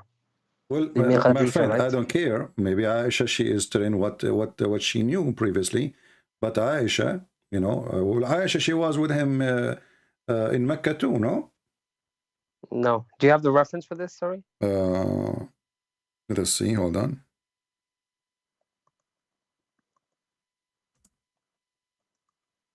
Let us see. And even if Aisha was not there, Aisha, maybe she is reporting what she heard from the previous wife or from the previous people. Or Muhammad, he says to her, here we go. And this is a proof that Aisha actually, she was next to him in the bed. Let us see what the hadith says. Let me show you.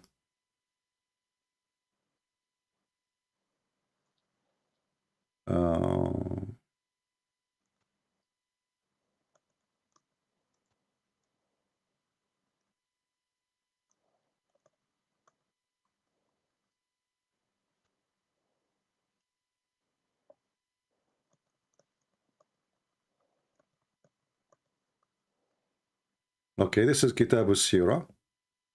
Okay, let me show you the reference. Kitab al-Sirah, As-Sayyida Aisha al-Mu'minin.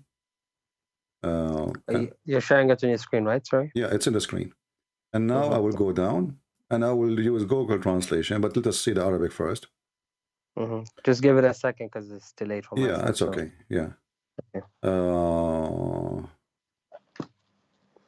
It says, here we go. It says, ما فقدت جسد رسول الله صلى الله عليه وسلم ولكن أسري بروحه. Reference number 3. What does that mean? I did not miss his body. That means she was next to him, not as you said. So who said this? Aisha. Okay. Right? But he went up to heaven by his body. Use Google translation. And I can give you the link. Please do. Yeah.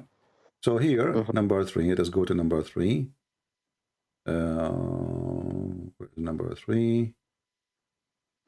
Yeah. I did not lose his body. This is Google translation, as you know. I did not lose his body, the body of Messenger of Allah.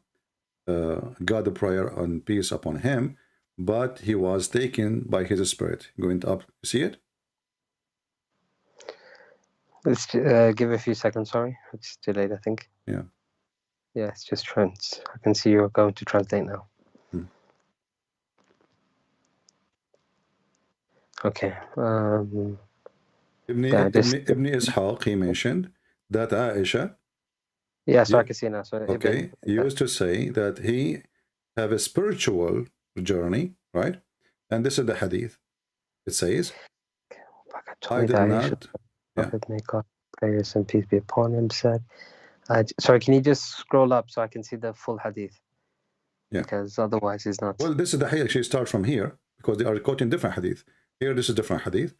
Here is different hadith. So those are reference. You know, this is the whole article, and here it says biography of the Lady Aisha, the mother of the believers. And here you go down, page number, I think this is page number 282. You know, and you go down to number 3. It says. Yeah, okay. I found it here on my computer as well. All right. Okay, and that's fine. Okay, no. Okay, I accept it. I accept that this is what it says. Okay. Okay. So there's no witnesses. It was what? I can say I went up to heaven by spirit, and all this story is a fiction story. It is a dream. It's not true. And actually, if we go right now to the Quran, you see the Quran written 7 times in order to make it clear, correct? Correct? Okay. So, yeah. Where is the verse in the Quran it says that Muhammad was taken to heaven? Nowhere. It says, Usriya bi abdi. Who is the one? Where? It did not even say to him, he took him to heaven. No, he said that he took him from, if you're referring to the Quran, if we go strictly by the Quran, he took him from Mecca to Al-Aqsa. So did Allah lie? No, he just didn't mention it. The Prophet Why he did mentioned not mention it? I mean, this is very funny. Which one is more important journey? To go up to the 7th heaven or to go a few kilometers away to Jerusalem? What's wrong with this religion? Seriously, what's wrong with this religion? So the God of Islam, he did not mention that Muhammad, he went to heaven. Nowhere. It says that Allah, he took him to Al-Aqsa mosque. By the way, there's no Aqsa. What Aqsa? And how we know that this is in Jerusalem? How we know that Aqsa is in Jerusalem? Aqsa is the farther point, and Jerusalem is not far. It's not far. So the Quran never says that Allah took him to heaven. And you need to ask yourself, why in the world such a thing is not mentioned? If it's true. Obviously, Muhammad is a fraud. He is the one who brought this verse, and Allah gave it to him to tell them what happened. But as you see, Allah just took him to the mosque. Which mosque? Nobody knows. It says Al-Aqsa. Where is that?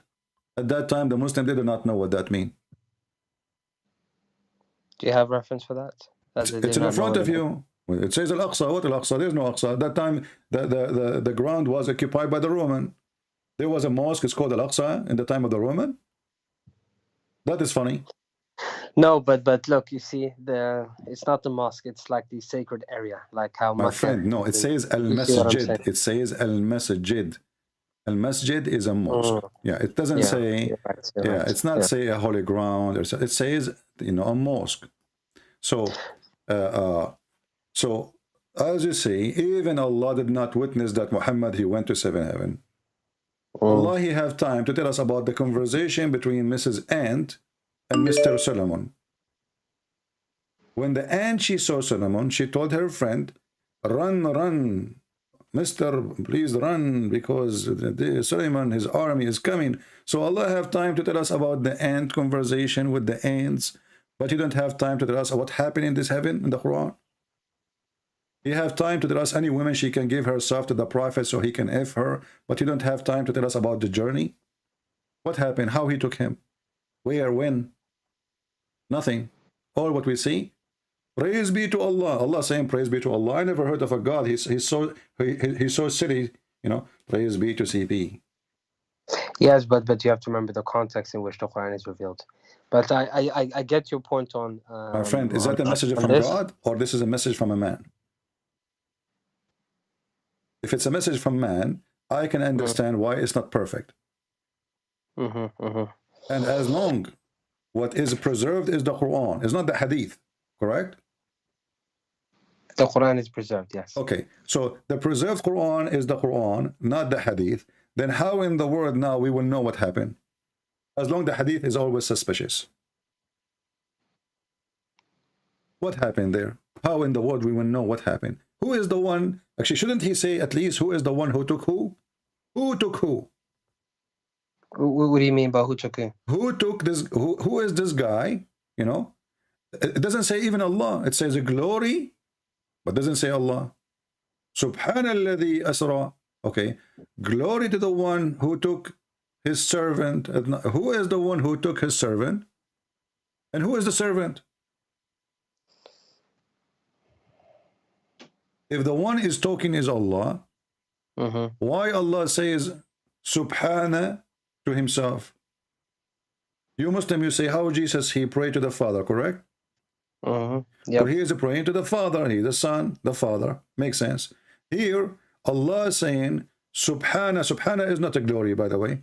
Subhana is a praise be, you know. Yeah, it's praise. Okay. You're right. So Subhana is a praise be to who? If Allah is talking, he's talking to himself. That's weird. Allah saying Subhana to himself. Isn't it obvious that this is a guy is making Quran and he's talking about what happened? Like, okay, no, but you see actually, 1 second. But as God is revealing it to Muhammad through him, so Muhammad becomes the mouthpiece. So as Muhammad is saying it, it makes sense. No. But it does, because otherwise, how can God say through Muhammad saying? You see, if the one is revealing it, the one is revealing it, is Allah saying to him, say, pray like this, then it makes sense. But if Allah still is the one who's talking, that will not make sense. The one who is talking is still Allah. So, sir, what do you mean? Can you give me an example? How would you have written it? Okay, in the Quran itself, we have many times where the Quran says say, correct? Say. Okay. Yeah. So say, that makes sense because he is saying to him, say, glory to Allah. That's wonderful. But when Allah, he don't say, he is the one is talking and he is not asking you to say, even though you are going to say it, correct? Yeah, okay, I see what you're saying. So he is the person is talking. He is not asking you to speak for him. He is speaking to you. Correct? Okay, so he did not say, he say, praise be to who? To the one who took his servant. The Muslim between two brackets, they put Allah. Why Allah want to say praise be to the one who took his servant? Who is praising Allah? Allah. Why Allah is praising Allah if he's one God?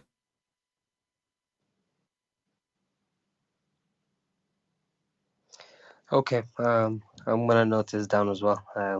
Yeah.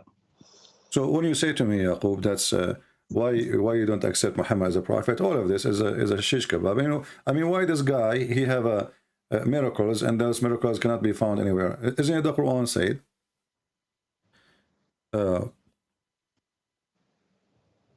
That's Muhammad. We refrain from sending miracle to him. So, but this is a miracle. He refrained or not? And if we go and check the order of the verses, we will see they don't match. Because just to show you the madness, Yaqub, I want to focus with me a second. Here it says,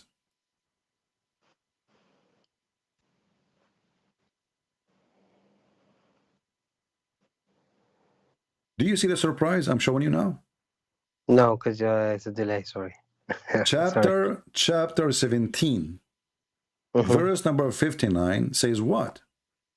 We refrain from sending miracles to Muhammad, correct? Nothing hinders us from sending our signs except that the people of old times rejected them as lies. Okay.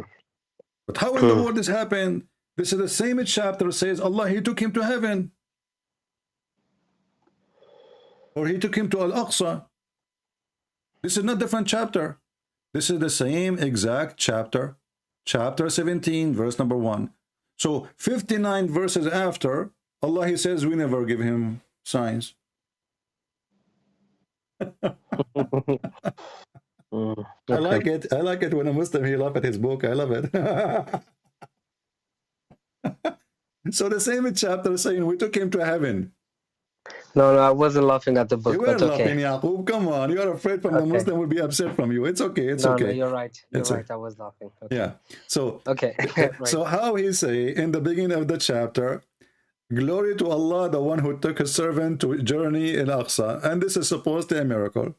And then we scroll down in the same page. We did not even go to different chapter. It says we refrain from giving him signs. Like, what the heck?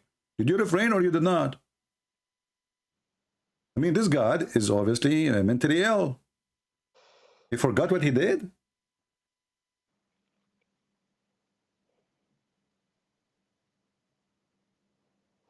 Okay. Look, what I'm gonna do is this. I think you made your case very strong. To be honest, I'm going to take these with me. I still am going to push a sheikh to speak to you. All right. But because this has to happen. Yeah, well, the sheikhs are not going to come because they knew the destiny, my friend. They will lose. And they will say to you, nothing refrain us from debating Christian prince, except the former generation did not believe in our debate. What an excuse. Well, the Christian, they believe in the miracle of Jesus. They believe in the miracle of Moses, and this is a false excuse of a false Abdul. As simple as that. And you know, when you say to me, you have a strong argument, I say to you, no, my friend, I don't have a strong argument. You have a weak prophet. Okay. All right, Yaqub. It was nice talking to you, my friend. You're a nice person. You're always welcome to join us. And I hope next time you will be here. You will bring us some shakes so we can shake the world around. All right? Okay. Just a question. Sorry. What time do you come on? I come every Friday and Sunday. This is a fixed date at 10:30 a.m. New York time. New York time. Take note. 10:30 a.m. Friday and Sunday. This is fixed date, but it doesn't mean I don't go during the week. You know, sometimes even I go every day. But Friday and Sunday is a fixed time. Okay. If I find a sheikh, I will give you a call. But I will try my very best to find one to speak to you. All right, my friend. Thank you, Yaqub. Thank you Thank you very much. Thank you. I appreciate it. All right. We have a Muslim trying to call. Let us see this Abdul.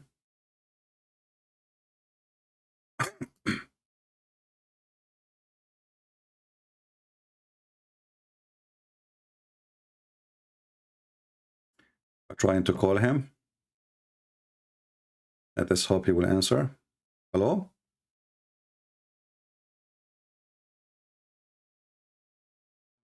I don't hear you, my friend. Can you speak louder? Yeah, I said good morning, good afternoon. Good morning, good afternoon. How are you doing, my friend? I'm fine, good sir. For some reason, your voice is muffled. I don't know why. Oh, I don't know. Let me see. Okay. Let me remove it. Let me see if I can. Okay, now it's better. Now it's perfect. Sound. Now it's perfect. Go ahead. Yeah, thank you. Yeah, I have been listening, watching some of your videos, and I'm quite right. I'm a Muslim, but there are some areas that I really want you to shed more light on the Christian perspective on the existence of God. What do you mean exactly, existence of God? Yeah, actually, this God the Father, God the Son, and God the Holy Ghost. I need more clarification on that aspect.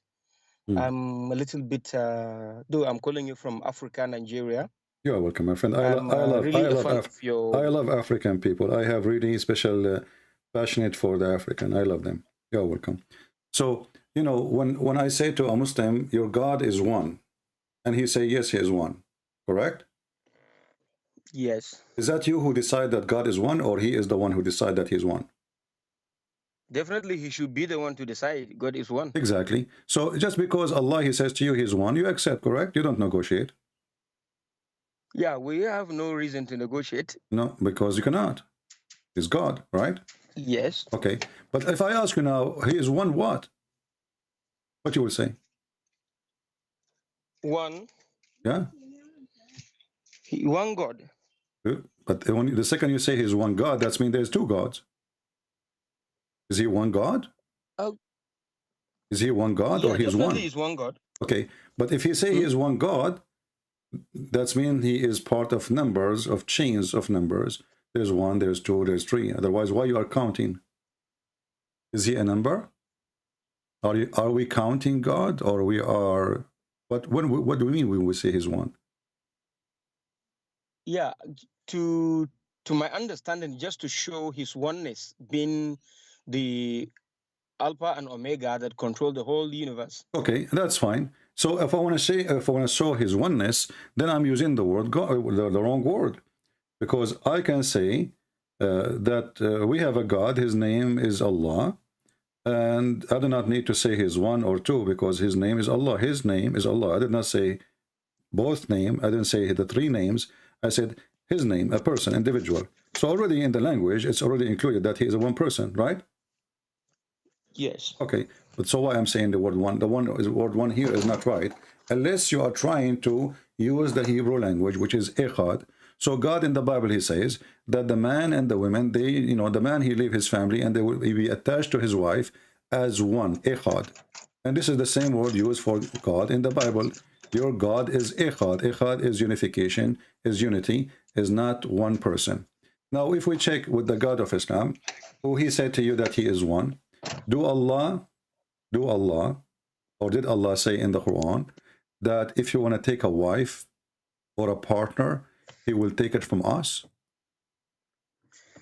Yeah, actually, I've watched that video that you really deliberate on that topic, but I'm still learning more on that aspect. I will definitely call you one day and discuss much about that area. Yeah, but you know, we're trying to explain. Don't worry, still we're going to talk about the Bible. But look what happened in Islam. The Muslims, they say to us, Allah is one. And then we find that this God, Allah, if you want to take a partner, he will take it from us. Okay, if he is a one person, how he will take a partner from us?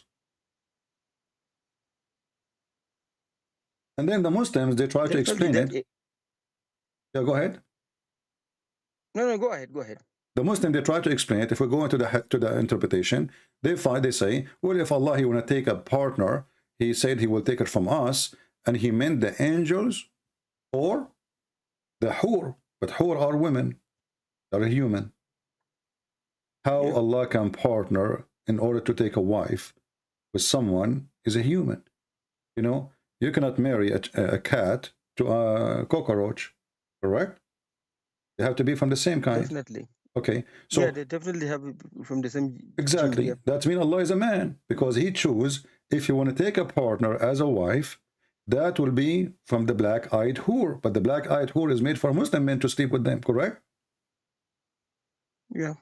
So for Allah to be a partner for this whore, he have to be a male like you. Definitely. That's mean Allah is just a man.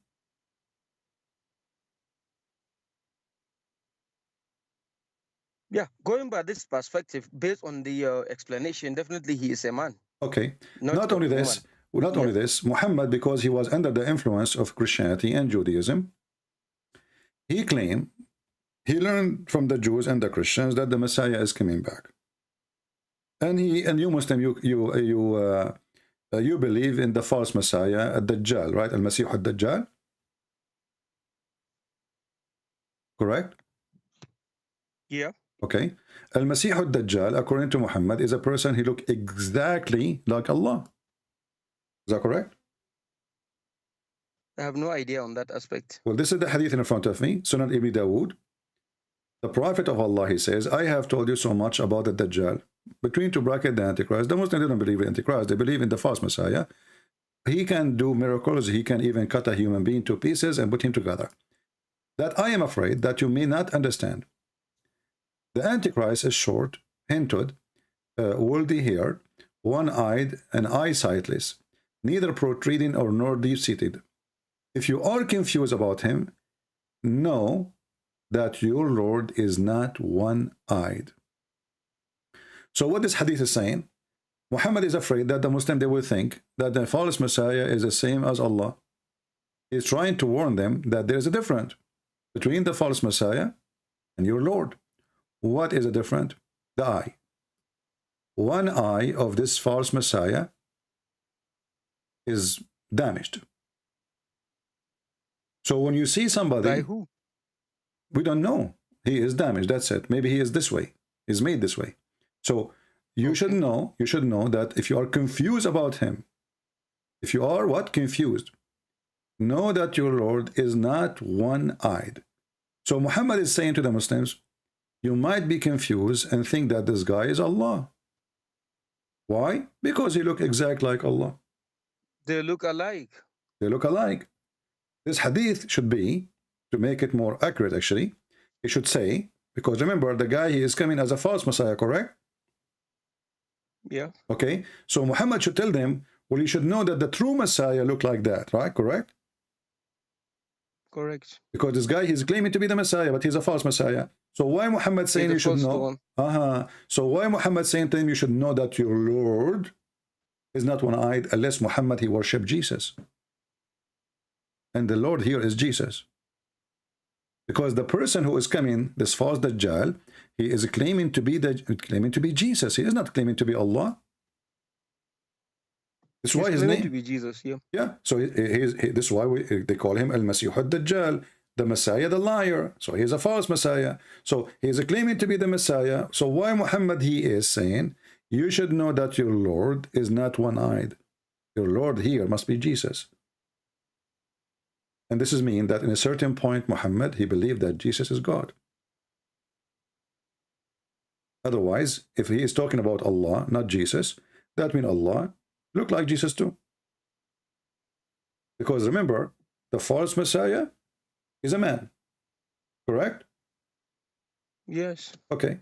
So why Muhammad is worried that the Muslim, they might think that this false Messiah is Allah? And how we can recognize the difference between them? Just one eye.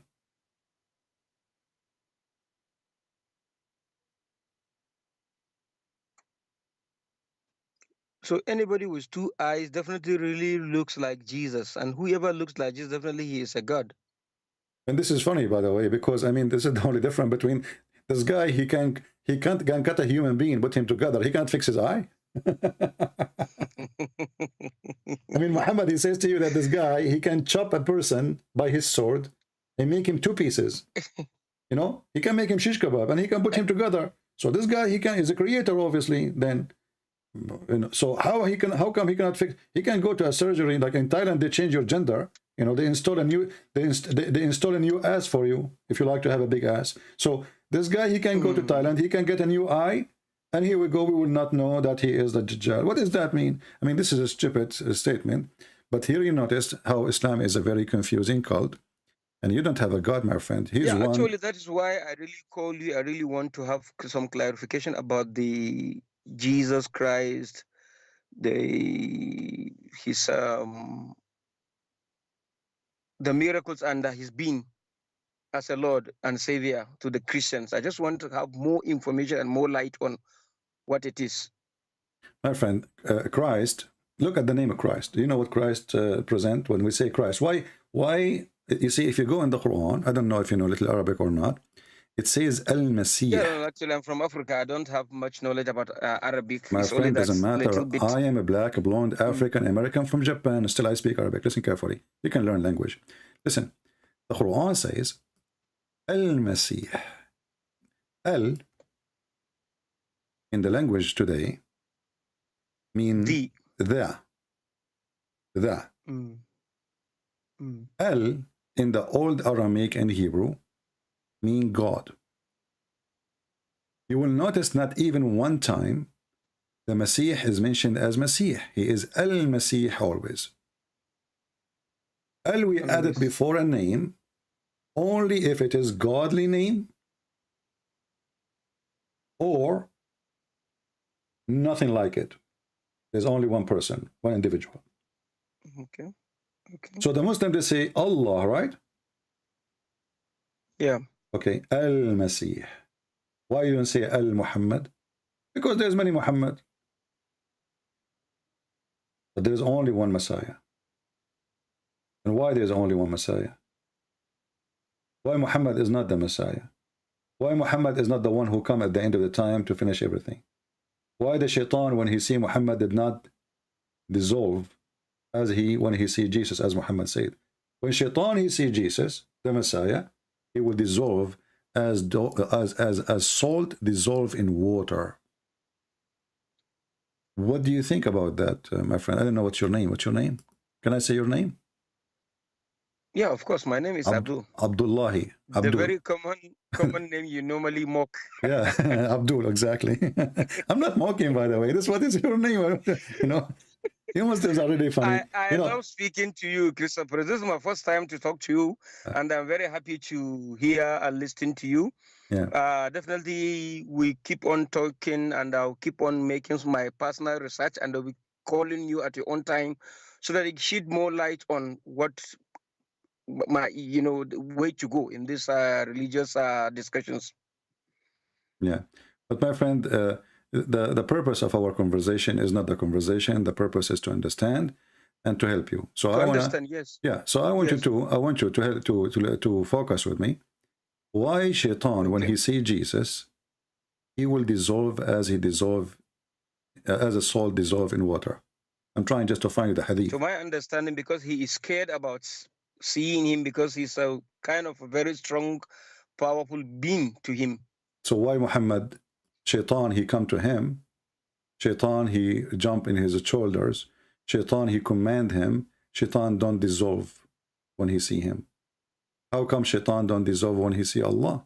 But when he see Jesus, and this is the hadith in front of you, and this is sahih, it says here at the end of the hadith, that when the Messiah come to this earth, the evil one, the Shaitan, when he see him, then he would dissolve completely. He would dissolve. Like what? Like salt dissolve in water. This is the power of Jesus. So if Jesus is just a man, as the Muslims they say, and Jesus is just a messenger, well, Jesus, he can do what nobody can do, to the point he do not even need to do anything to Satan. Satan, he see him, he dissolve like salt in water. What kind of power we are talking about? Definitely, it should be a supernatural power. There must be divine power. Right? Yeah, because remember, Satan is very powerful too, right? Satan is very powerful. And Muhammad, he described even what this Antichrist would do. Like he can he can hit the ground and make it gold, turn it into gold. He can order the dirt, and the dirt will open wide, and gold and jewel will come. That's what Muhammad said about the Dajjal. The Messiah, his present is too holy to the point when Satan, he see him, he dissolve like salt in water. So my friend Abdullah, how in the world you follow such a man like Muhammad, who is filthy, fornicator, child molester, thief, criminal, fabricator of Quran, who make verses saying any woman, she can give herself to the Prophet. And obviously this have nothing to do with God. How someone like you, coming from a good family, accept someone to be his prophet like Muhammad, and forsaking the Holy Messiah, who, as you see, Satan, when he see him, he dissolve in water. That is the reason for me to call you, so that I need more clarification on the Jesus Christ. What more clarification you want, Abdullah? Come on. I mean, look at this. This is your prophet witnessing to Jesus. The only information, Christian Prince, the only information we get as a young Muslims as we are growing, that Jesus didn't die on the cross, he's a messenger of God. That's the only information we get. I will tell you a story. This has happened to me. I was sitting with two Muslims, two Egyptian Muslims, you know. One of them is an old man, older, and the other one is younger, like, you know, he's younger than the other one. The younger one, he knew that I am an Arab and I am a Christian, and that will hurt the Muslim feeling. How in the world this guy is an Arab and he is not a Muslim? So he said, you know, I have a question to you about Christianity. The older guy, he said to him, don't go there. The guy, he said, why not? Why not? You know, I said to him, it's okay, it's okay. The older man, he told him, trust me, don't go there, because he spoke to me before about religion. So he knew. The younger one, he insists. So he said to me, if your God is the Father and he have a son, his name is Jesus, how come the Father did not save his son when he was on the cross? Do you understand the question, Abdullah? I understand very well. Okay. I understand very well. So I said, okay, that's wonderful. So you are saying to me, if Allah, if God, the Father, and he have a God, the Son, and then the God, the Father, he should save his son from being on the cross, correct? Yes. He said yes, because the first thing a father would do, what he would do, he would save his son. I said, okay, no problem. But that's mean that Jesus must be the Son of God. He said, why? He said, because in Islam, his father saved him. So if we follow your logic, Jesus is the Son of God in Islam, but not in Christianity. So the Muslims, they have a very awkward understanding of the crucifixion of Jesus, and they try to manipulate the story to make it fit with their propaganda and their religion. But the second they start asking questions, supposedly it is a serious question, they find that they are demolishing their cult. So my friend Abdullah, you don't have a religion. Muhammad is not a prophet. Allah is not God. The God who do not know how the baby is created cannot be God. The God who threatened Christian prince, if you don't believe in me, believe in Muhammad, I'm going to erase your face. And nothing happened. Not a single Christian, his face is lost. Not a single Christian, he lost his eyes. The one who promised them that I will make your face in the back of your head, and I will erase your mouth, your eyebrows, your eyes, everything will go. And then the Christians, they woke up in the morning, and they are until now waiting. And Allah, He promised them, the same as we did to people of the book before you, the Jews, we made them monkeys. So this God, He made us a threat, but He cannot do it. Jesus, He saw the tree. Just because the tree, just to show them example about you cannot say to the Lord, I cannot do this. He cursed the tree died immediately. Allah, He cursed the Christians, and He told them, you can turn off your camera, by the way. Your camera is on by mistake, maybe. All right? Are you there, Abdullah? Yeah, your camera is on. Yeah. So, sorry. I'm just trying to read the hadith on your screen. Yeah. Yeah. So, so if you don't believe in me, Allah will erase our faces. He will efface it, and nothing happened. False threat, false prophet, false God. And we can show you tons of those. So why you, my friend, Abdullah, you don't decide to leave Islam right now? Obviously, your prophet is a false prophet. The sun set in murky water. The sun, Allah, He sends Al-Qurnayn, and he is a bisexual to build a dam between us and Gog and Magog. We cannot find Gog and Magog, and the ratio of Gog and Magog is 1,000. We lost connection with him. Is 1,000 to 1 human being. Let us call him again and see, maybe we can get Abdullah out of Islam as usual. We do. Yes, Abdullah. No.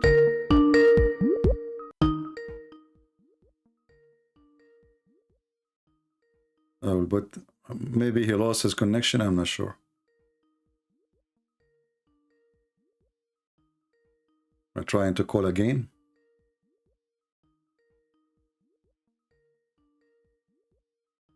All right, I don't know what the problem. He did not receive my call.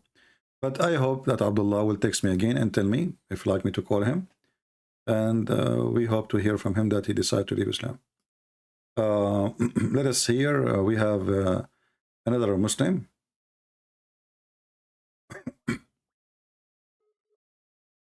Trying to call another Muslim.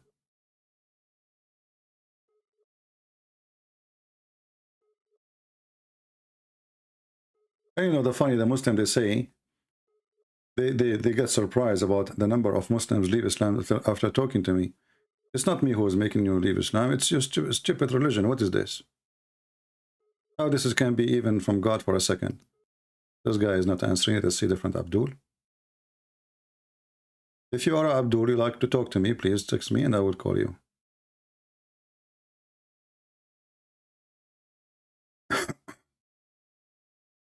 Okay, I don't know if this person is still there.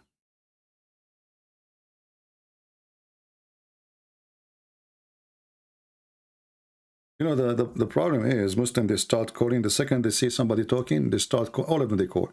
If nobody is calling, nobody is talking, nobody call.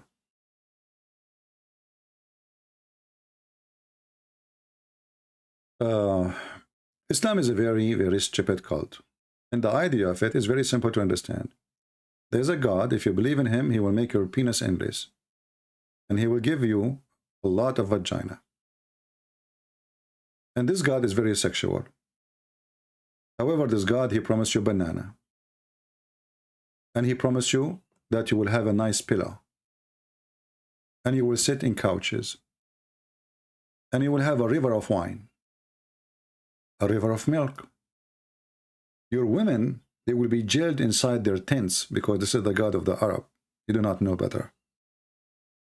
And because those Arab, they like to own women, not to marry women, he knew their mentality.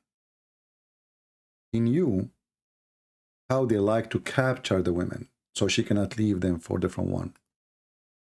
That's why Muslims, they build houses with high walls so the neighbors cannot see inside the house. They're females.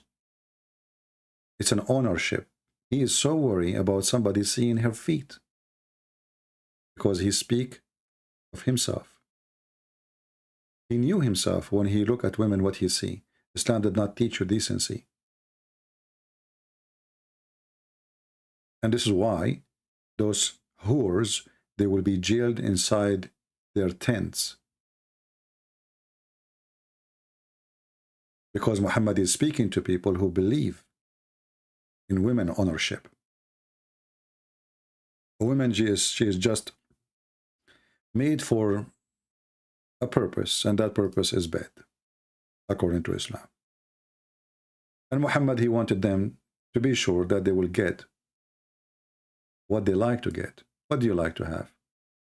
The Arab, they are Bedouin. They take a shower once a year, or maybe once every few years. Water is not exist, very rare. So what we can promise them? Grass. Green grass. If the followers of Muhammad is people who live in Netherlands, that promise will be weird. Those people, they like to have sun, or if they live in Norway. Muhammad, he promised them silk because they are poor. He promised them grass, green grass. Even the clothes they will wear, it is a green. You see, the Muslim translation always is very funny and weird. You cannot take a translation seriously. All their translation is absolutely false. You change the translator, you change the whole book. Istabraq, imagine. Istabraq is a kind of fabric made in Iran. At that time, Iran was a pagan, supposedly. They believe they worship the fire, and they are not pagan Muslims yet. So why Allah want to buy, or why Allah want to take their made and import to heaven? So he promised the Muslims Gucci. This is a fancy silk, very well known in Iran. So he was trying to tempt them as any satanic cult do. Women, sex, gold, silver, endless penis. Your orgasm will be 70 years. You are from the desert, we will give you green clothes. We are going to make you wear a bracelet, which the Arab, they don't have. You will drink pure water. The Arab, they drink their water even with their animals. All the promises is a promise of people of the desert. Your dishes will be made from silver and crystal. You will have servants. They are little boys. The Arab are lazy. It's not a secret. That's why they are the most less productive nation in this earth. So he promised them that even the grape, you don't need even to go and stand up to grab it. The grape tree is so down to you, to your hand. Just grab it. And he repeat himself again. Silk, green silk. Pillow. Have you ever heard of a God? He promised me a pillow, a couch. This is from God. So you notice here that this God, he speak to your sexual desire and your belly. Islam, all of it is focused in the belly and down. There's no love. The women, they will love. You see, God, he created Adam and Eve, not Adam and 1,000 Eve. So why I go back to heaven and I find a lot of women waiting for me? And some people, they think that Muslims believe that you will get there 72 virgins. That is false. 72 virgins is the lowest reward. This is for the bad Muslim. For the one, he will enter heaven at the end, which means the lowest, the bad, the worst Muslim. And we will show you the reference. And Muhammad, he promised them that you will be rich, even richer than many kings. He keep repeating how many kings they will be more rich. But you ask yourself, what we will do with the richness in heaven where everything for free? What do you mean I will be so rich? Isn't everything there for free? Wrong. In the heaven, money work.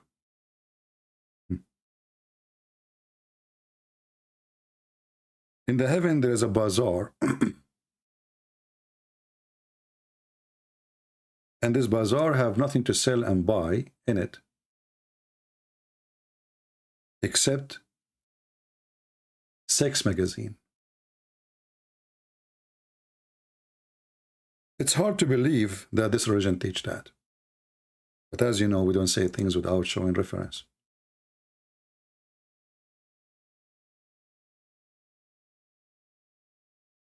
Muhammad, he claimed, in the heaven there is a bazaar, there's a market,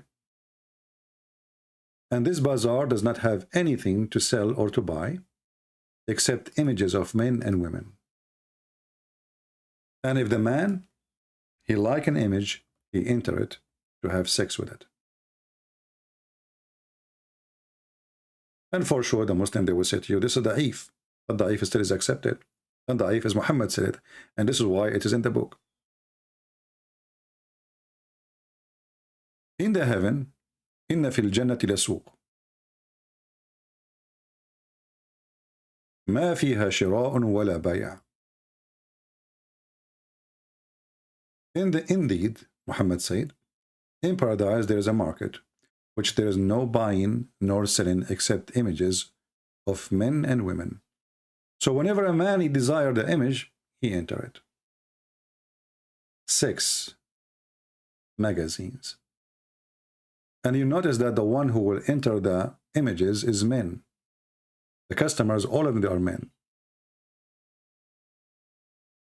The one who you would sleep with, it can be men and women. They are images of men and women. In the heaven of Islam, homosexuality is very welcome. So you go to the magazine market, you start flipping the pages, you find, let us say you are a guy, and you find a guy, you like him. He is sexy and you know it. You jump inside the image and you have sex with it. So how in the world we can accept such a cult to be a religion? It's a madness. Let us see this guy, he is trying to contact. Give him a chance.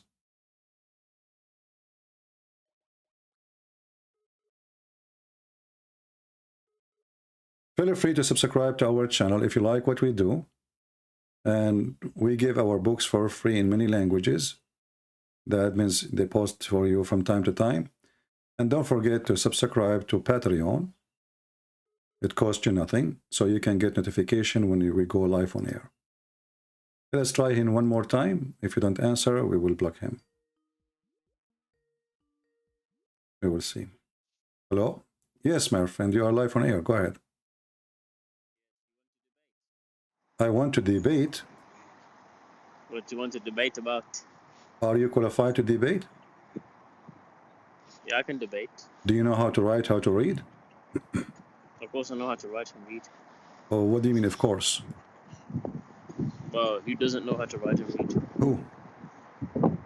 Well, I do know how to write and read, yeah. So there is a qualification of knowledge to know how to write, how to read, or there's no need? I can do that, yes. I don't understand what? I can read and write. You asked me. I know, but is reading and writing is a qualification for somebody to debate about something, to teach us about God? Yeah. So how you're a prophet? He is a person cannot read and write, yet he want to teach you about God. No, but that's the thing, because like Allah says in the Quran that the prophet was illiterate, so that he can, so that the people wouldn't doubt that he wrote the book himself. So it says because Surah Ankabut verse 48. Okay, but my friend, nowhere in the Quran it says that your prophet he do not know how to write, how to read. The word yes, it does. No. Surah Ankabut chapter 29 verse 48. My friend, okay, I will show you. Friend. The word ummi does not mean Are we live? Are we live on YouTube? Yeah, we are live. Yes. So I'm asking you now. Do you know how to read? You said yes. Chapter 2, verse number 78. Can you read for me what it says? From which chapter? Chapter 2, verse number 78. And I don't know what translation you like me to show you. Oh, let me pull it up. Hold up. Okay. Verse 78. 1 second. It says, and among them are unlettered ones who do not know the scripture except wishful thinking, but they are only assuming. So what is the word ummi mean in Arabic? It means those who do not know the scriptures, not the one who do not know how to read and how to write. That's talking about people in general. It's not talking about the prophet. No, this is what that says. It says to you, it's give you definition. Who is the one who is called illiterate? Is the one who do not know the book. And your prophet, you do not know the book. Do he? He didn't know how to read and write, but he got a revelation. Do your prophet knew the book? Of course, the prophet knew the book. He got the revelation. Which book he knew? The Quran. He got the revealed the Quran over a period of 23 But the Quran years. never revealed as a book to him. Revealed verses here, verses there. Verses, right? Yeah, verses, but it was compiled into a book later. Okay, so he did not have a book. That's why the Quran says, the people of the book. When we say the people of the book, we say the Christians, right? And the Jews. Yeah. Okay. The Christians and the Jews. Yeah. Okay, but you don't say the people of the book speaking about Islam and the Muslims. No, because that's the people who received the previous revelations. Okay. It's not talking about. Okay. There's a sheikh. He is very well known. He claimed to be a big sheikh.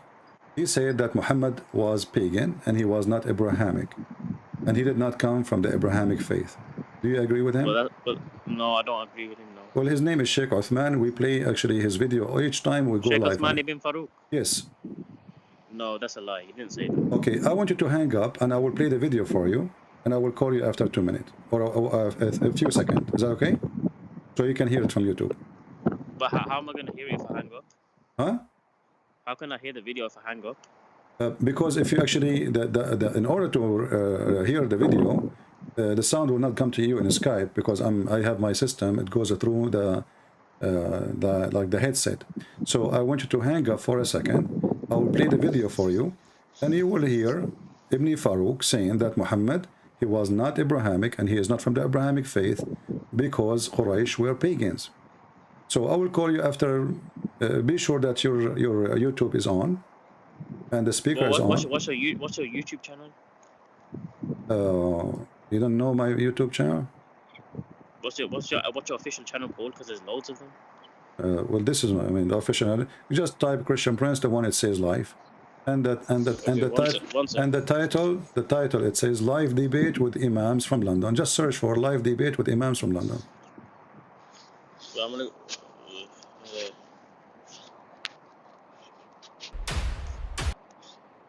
Live debate with imams from London.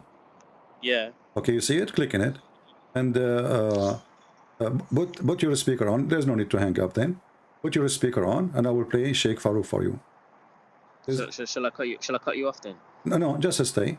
Just be sure you can hear you too. But I mean, again, he doesn't know who Gabriel is, right? Because he didn't come from an Abrahamic faith. The people of Mecca were pagan. Did you hear it? Hello? Let me play it again. Your prophet did not know who is Gabriel is. But I mean, again, he doesn't know who Gabriel is. So Muhammad did not know who Gabriel is. He never heard of him. Right? Because he didn't come from an Abrahamic faith. Because he did not come from Abrahamic faith. The people of Mecca were pagan. The people of Mecca were pagan. Let us play it again in case you did not hear it. He doesn't know who Gabriel is, right? Yeah, because he didn't come from an Abrahamic faith. The people of Mecca were pagan. Okay, did you hear it, my friend? I heard it. I heard it. Okay. So Muhammad, he's your Farouk, he said. Okay, so Farouk, he said, and you said this is a lie. You told me, told me a minute ago, you said this is a lie, correct? No, but but I don't know if that's out of context or not because I've not seen the full video. So obviously I have to see. Our friend, but you told me the one who said that it's a lie. I told you, Ibn Farouk, he said that. You said this is a lie, which means this can't be true. I don't know. I don't know what he meant by that, but obviously. No, you know what he meant. He just said he did not know who is Gabriel. He came from the children of Ishmael, like my friend, Ishmael's lineage. No, he did not come from Ishmael. We can't prove that. But let us focus one by one. Let us focus one. Okay, we will go for Ishmael. I promise you. So. Did he say that he did not know who was Gabriel? What did the prophet say? That? No. Ibn Farouk, he said that Muhammad did not know who is Gabriel. Correct? He did know who Gabriel was. Well, not to start with, but he found out after. Okay, but then, so Muhammad, he found out after he became 40 years old. So 40 years, Muhammad, he never heard of Gabriel. Do we agree? Yeah, he didn't. Okay. Muhammad then, and he did not come from Abrahamic faith, so he never heard of Abraham too for 40 years, correct? Yeah. Okay, you just said, yeah, remember that. So how you say to me that Muhammad is from Ishmael when he never heard of Abraham? Yeah, because he wasn't told that. He wasn't told that then, but he found it out later. You have too much wind, my friend. I don't hear you. What? He didn't know it then, but he found out later. But how you just said to me that he is from Abraham, but he never heard of about Abraham? He never heard of Abraham. You just agreed. And you just told me 2 minutes ago that he is from Ishmael. So imagine that you are from Ishmael, but you never heard of Ishmael and Abraham. Because that's the furthest like generations, isn't it? My friend, like can you stay in a place where the wind is not strong because your voice is really hard to understand? Yeah, but that's before he heard about Gabriel. Like, I mean, about the Ishmael and that, but that was after, way after. My friend, there's no need for me to know about the angel now. You keep jumping from one thing to another. Do I know who is my grandfather? I mean, you are telling me that Muhammad, you claim that Muhammad is from Abraham, but you do not know. You do not know that he is from Abraham. Now let me ask you. Was Muhammad? You keep jumping from one to we are not. We are not. We are trying to prove to you that Muhammad is a fraud and he is not from Abraham. You said to me Muhammad is from Abraham. Muhammad is from Abraham, right? You are the one. Yeah. Okay, so Muhammad is from Abraham, but he never heard of Abraham. How do you explain that? Well, obviously he found out later, but it doesn't mean that he. So you are saying to me that Muhammad, just because he doesn't have certain point, he did not know. So what do you mean he found out later? He did not know who is his father? Well, he knows who his own father was, but he didn't know. So how he did not know? Okay, Muhammad now is 40 years old. He never heard that he is from Abraham yet? Well, as far as I know, he never. Oh, so now you agree with Ibn Farouk. So now both of you agree that Muhammad, in the age of 40 at least, he never heard of Abraham. He do not know what Abraham is. Yeah, but, now, what has that got to do with anything? Okay, let us see. You Muslim, you claim that Ishmael, he went to Mecca, correct? Yeah, he did. Even the Bible as well. Okay, no, in the Bible never said that. Yes, it is. No, never said that. He went into the wilderness in Genesis chapter 21, verse 13. The wilderness of Haran. This is not in Saudi Arabia, and even the Bible. Listen, my friend. The Bible says, listen, Abdul Potato. If you want to continue with me. If you want to continue with me, speak like a man. You want to speak like a kid, I will hang up on you. I'm speaking like a man. Okay, you are not a man to speak like a man. Obviously, you're I'm just joking. No, don't joke with me. Either you are a man, the guy with the beard, you called me yesterday, you are a potato. We speak to men. If you are just a kid, you are a kid. Look what your prophet in the Quran and what the Quran says. The liar, they say that Muhammad, he is from Ishmael. And we just heard them saying that Muhammad never heard of Abraham. I never heard of somebody never heard of his grandfather.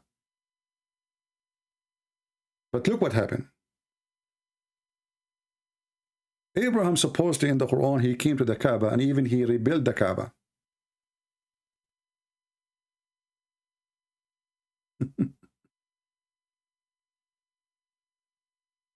Chapter 2, verse number 127. Remember, Abraham and Ishmael raised the foundation of the house. Who? Abraham and Ishmael. So it's clear. They were there. They lift up the foundation of the Kaaba.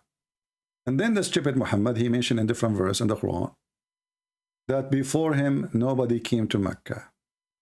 Never. Never.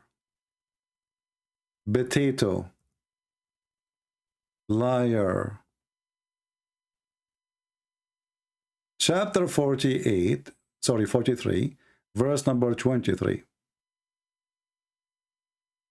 We sent not, we never sent a warner before you, Muhammad, to Mecca. And we never send even scriptures there. Never. If you don't like the translation, we can change it for you. This is Big Tal. We can go to different donkey. This is Shakir. And we did not send before you any warner to the town, to Mecca. Never. Different verse. Are we done? No. There's more verses. Read with me the other ones and laugh.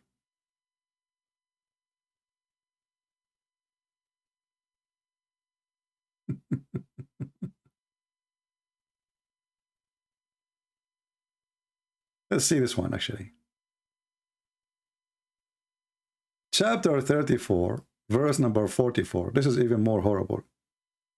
And we have given them no scriptures which they study, nor we sent to them before thee any warner.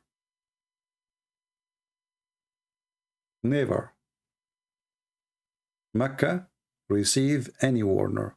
So if the people of Mecca, all of them, they are children of Abraham, because if Muhammad is from the tribe of Quraysh, and Quraysh is Mecca. So if all the tribe is from Ishmael, and Muhammad is from Ishmael, and the verse saying, we never send them before you any warner. Never, never.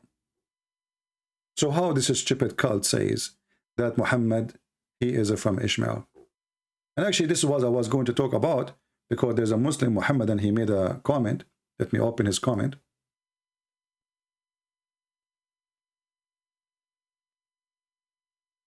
Just to show you the stupidity of this cult.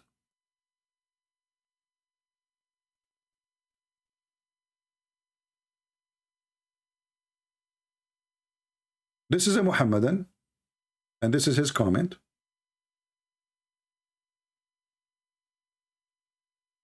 Muhammad SAWS was from the clan of Bani Hashim, which traced their ancestry through Ishmael, the son of Abraham. Do you see it?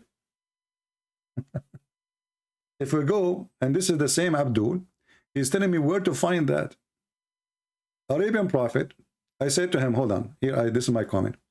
Ishmael is not an Arab. His mother was an Egyptian. His father is an Aramic. Abraham is an Aramic. How the son is an Arab?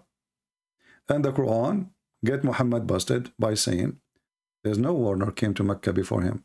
Now the Abdul, he gets smarter. So he said to me, well, Moses was also an Egyptian, according to Exodus chapter 2, verse number 16, 22. Abdul, that's mean your prophet is a liar again, because Moses was sent to the people of Israel. So how he is an Egyptian, but yet he is sent to the Hebrew? If they call him Egyptian, that's because he came from Egypt, not because he's an Egyptian. This is what they called him. He did not say, I'm an Egyptian. Then, actually, let us show you more of the comment. Just to show you that how those people, they are desperate to make their prophet a prophet and to give him a decent name, like a family name. He's unknown. Nobody knows his father. Nobody knows his family. So look here. Let me show you this comment here. We wait on the screen.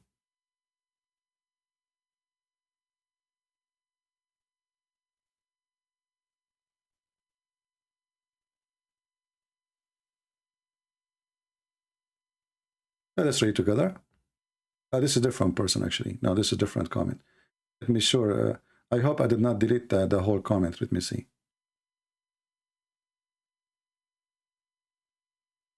I take screenshots sometime because I know Muslims, they will delete their comment. Maybe I did not have it all here. Let's see.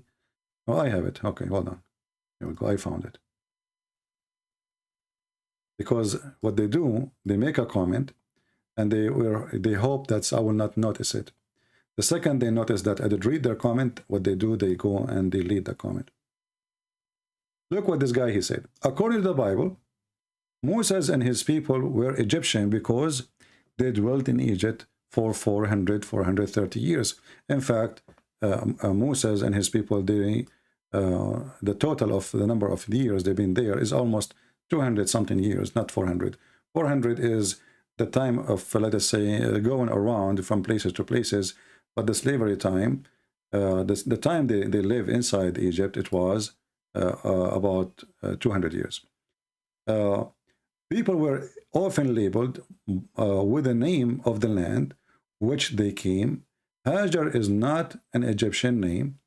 The name of old South Arabian, it is referred to region around Bahrain. Just to show you how stupid those Muhammad. And what if I show you right now that you're a prophet? He says clearly that Hajar, the mother of Ishmael, is from Egypt. Let us go. This is why I say, you know, I don't debate Muslims. We get them busted. They lie. They fabricate. They love to, even against their prophet.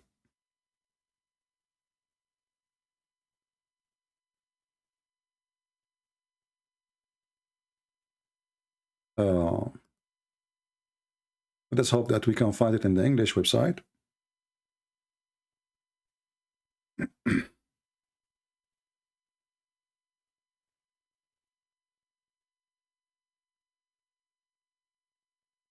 Here we go.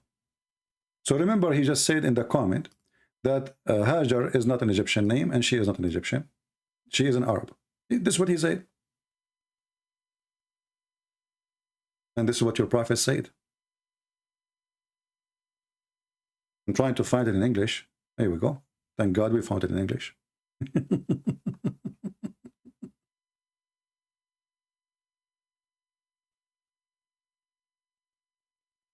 Your prophet saying, when you go to Egypt, take care of the Coptic people. Why? Because they are relative to us. Who they are relative? How?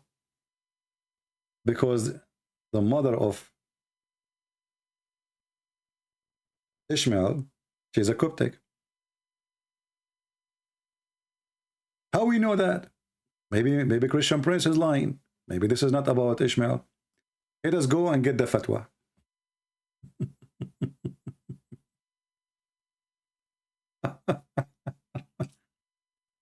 This is your stupid fatwa. And this is your stupid Islamic website.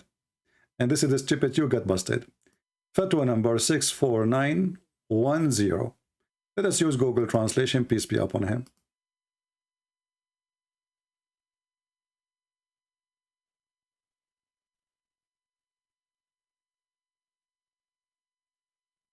Go down here.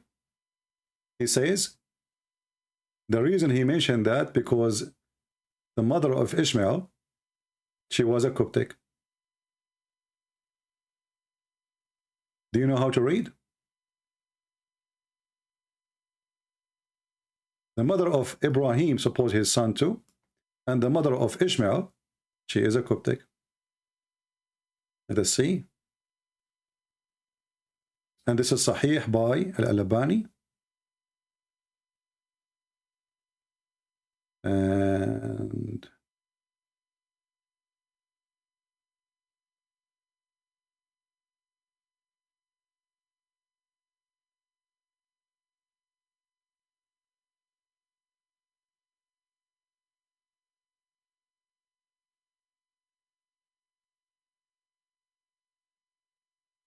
do the Muslims even know how to read? Let me switch it back to the Arabic, because the English came confusing in order to read it. Sometimes if you use Google Translation right away, the page doesn't come right. But let us go here. It says, Ismail Qubtiyya. Here I'm trying to find where it says the mother of Ishmael. I don't see it in the English translation. When I use, I don't see even the word Ishmael for some reason in the English translation. Yeah, I don't see the word Ishmael. It's gone. But here, anyone who speaks Arabic, it says, وقد فسر أهل العلم الذمة والرحم في شأن مصر كون هاجر إسماعيل قبطية, because Hajar, the mother of Ishmael, is a Coptic. Actually, we can do this. We can open Google Translation, take the phrase by itself.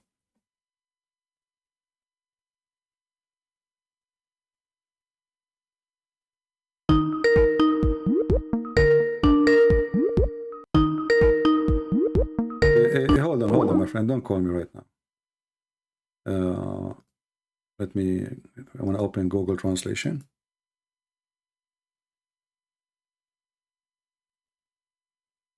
All right. We will copy the text as it is. We take it there. Go to Google Translation. Copy, paste. Paste. All right. Do you see it? So when we take it as a sentence by itself, it appears. For some reason, when you translate the whole page, it doesn't show. So when the Muslim, they try to fabricate and they say, well, this is not true, and Hajar is not an Egyptian name, and she is not an Egyptian, this is against your religion, against your Islamic teaching, and you are trying to fabricate things. In the same time, when the Quran says that Moses, he said, "O children of Israel,"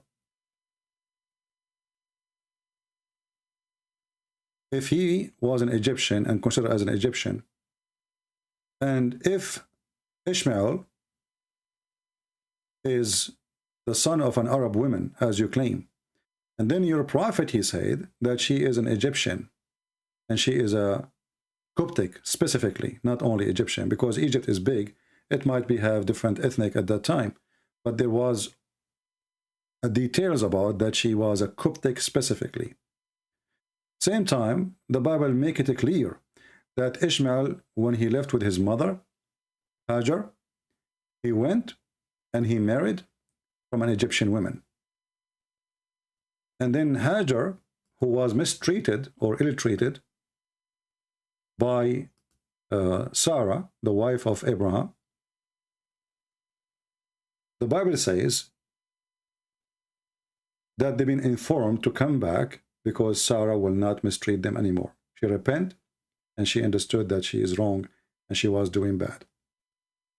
But the Bible confirms where Hajar and Ishmael, their trip was. Let me show you a map.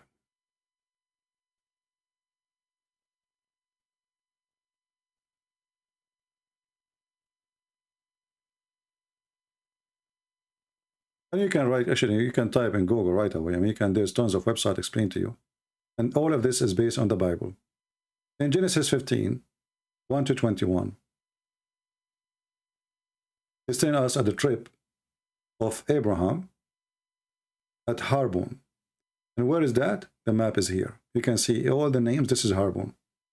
This is far away from Saudi Arabia. Here is Sodom and Gomorrah, and this is the Dead Sea. And then here it says, in Genesis 16:1-6, as the wife Sarai is bearing, Abraham conceived a child by Hagar, his Egyptian slave girl, but Sarai treat Hagar and like mistreat, she's ill-treat Hagar, and she flees south into the desert. Let us see where. The Bible tells us exactly the details. Here it says, the angel of the Lord met Hagar at the spring in the desert, and this is what Muhammad, he took his story from. He tried to make that spring is Zamzam. But look what it says. It says, in the road to shore, or shore. This is the way to shore. This is going the curve around the Mediterranean Sea, far away from Saudi Arabia. You see what is shore? This is a map. This is the map exists. You like it or not, this is history. So this is the way to shore, and this is where she was going. She did not arrive there in the way, which means if the angel came to her or the news came to her, it came to her here in this area, where we do not know exactly. Which means she did not even go far. This is the Dead Sea in front of us. Let us zoom out.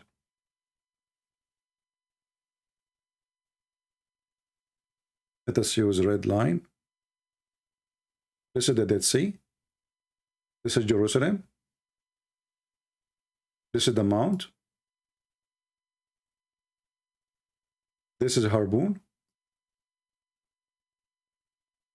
The woman she left in her way to shore, and then she received the news to come back.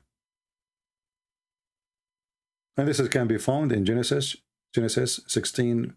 You can read all the chapter or from verse number 7 to 16.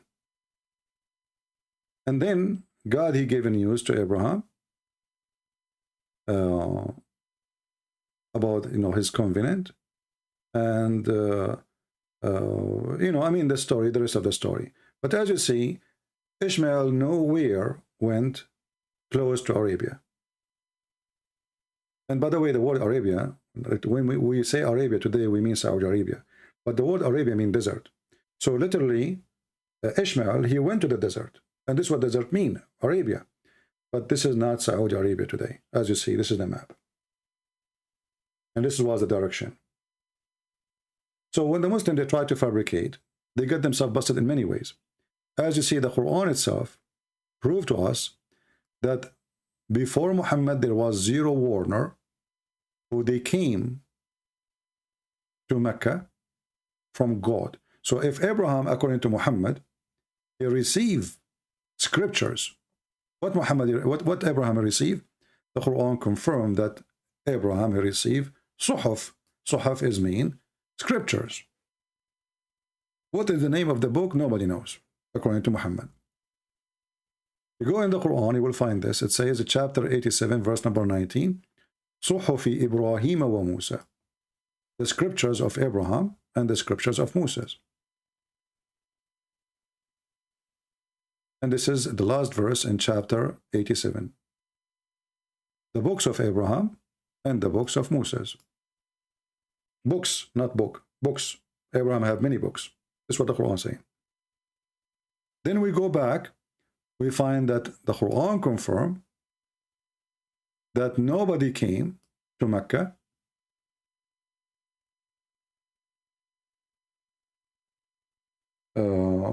never anyone came to Mecca. Let us see.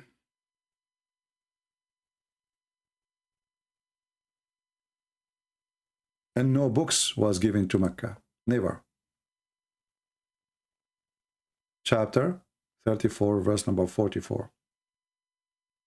If Abraham and Ishmael, they are the one actually who established Mecca, and then the one who are there is the ancestor of, or they say they are the seeds, the offspring of Ishmael. How in the world the verse saying, we never sinned before you? Look carefully. The stupid Quran, he gave us a jewel. Because the Muslim, can say, well, it says never sent to them a messenger. It doesn't say before you. Maybe it's talking about your time, his time. But the Quran, he gave us a gift. He decided to say before you. So before Muhammad, Mecca never received neither scriptures, neither books, neither Abraham, neither Ishmael, or they never receive a warner. Never.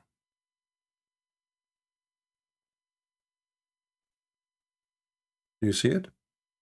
This is how we defeat them from their own books, and this is why they hate it when we quote for them from their books. We have our brother Muhammad Nasif, the one who became a Christian. You remember him? Just a few days ago, he sent me a message. I don't know if you want me to read it. Let me call him for a second.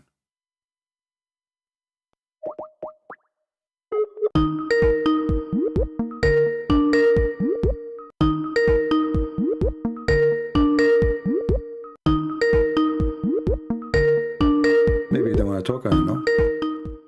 Let's mute the speaker.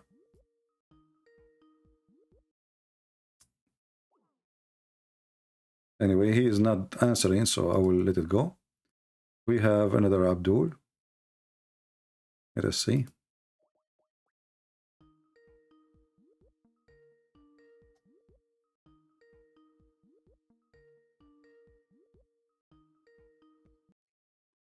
Hello? Hello? Yes, my friend. So you want to join us? Muhammad? Yes. What do you want to say? Go ahead. We are live on air.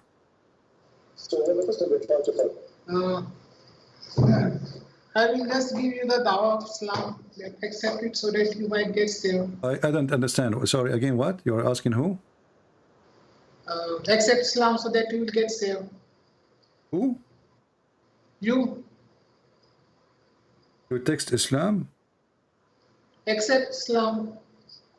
Oh, you are asking me to accept Islam? Yes. Okay, what I will get if I accept Islam? You will get salvation. Salvation or virgins? Sex? You will get salvation. Okay, is salvation guaranteed in Islam, or it is based on, you know, luck? Speak a bit louder. My mic's not. My friend, your speaker is not good.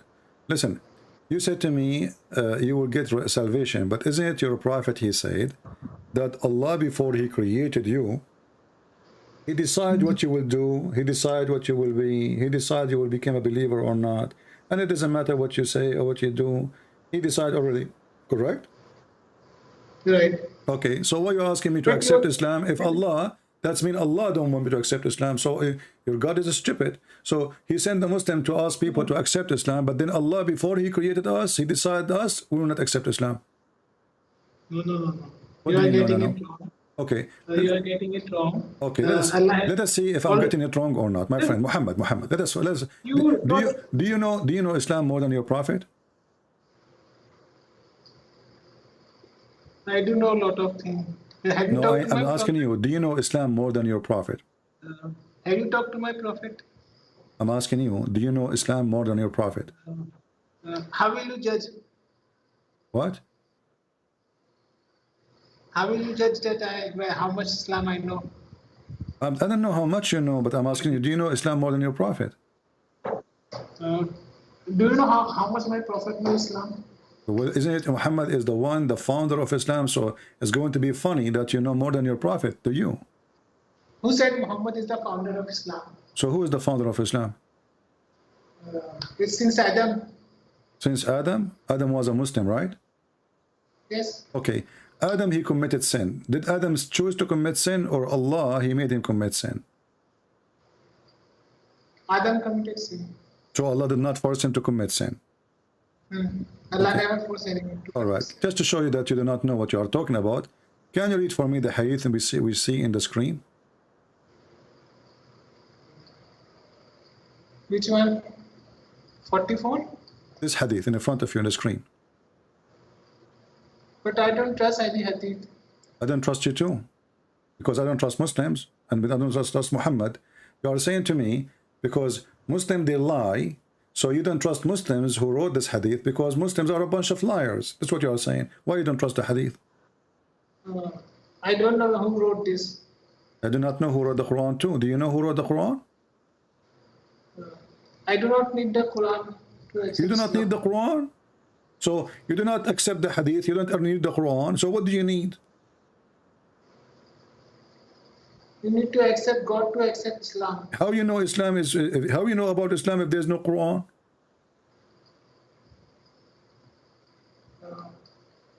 Okay, so Quran, even if you know a little bit, it's okay. As you see your prophet, as you see your prophet, he made Allah. He said that Allah, he made Adam commit sin, and he decided for him to commit sin 40 years before he created him. And this is the case for all of us. So when we do anything, Allah he's the one who made the decision. So right now, according to Muslims, I am saying to you what I am saying because Allah, he decided that I will say those things to you. Like, as an example, I will say Muhammad is stupid. This is not my choice. According to Islam, it was a destiny. He made a Christian prince says Muhammad is stupid. What do you think? Okay, even if Adam was made to create sin, he has been forgiven. No? So what's the issue then? Adam is a prophet of God and he has been forgiven and he has been accepted. You just by said God. that Adam was a prophet of God. What's the name of the book of Adam? What is the name of the book of Adam? Adam is a prophet of God. What is the name of his book? Every prophet did not have the book.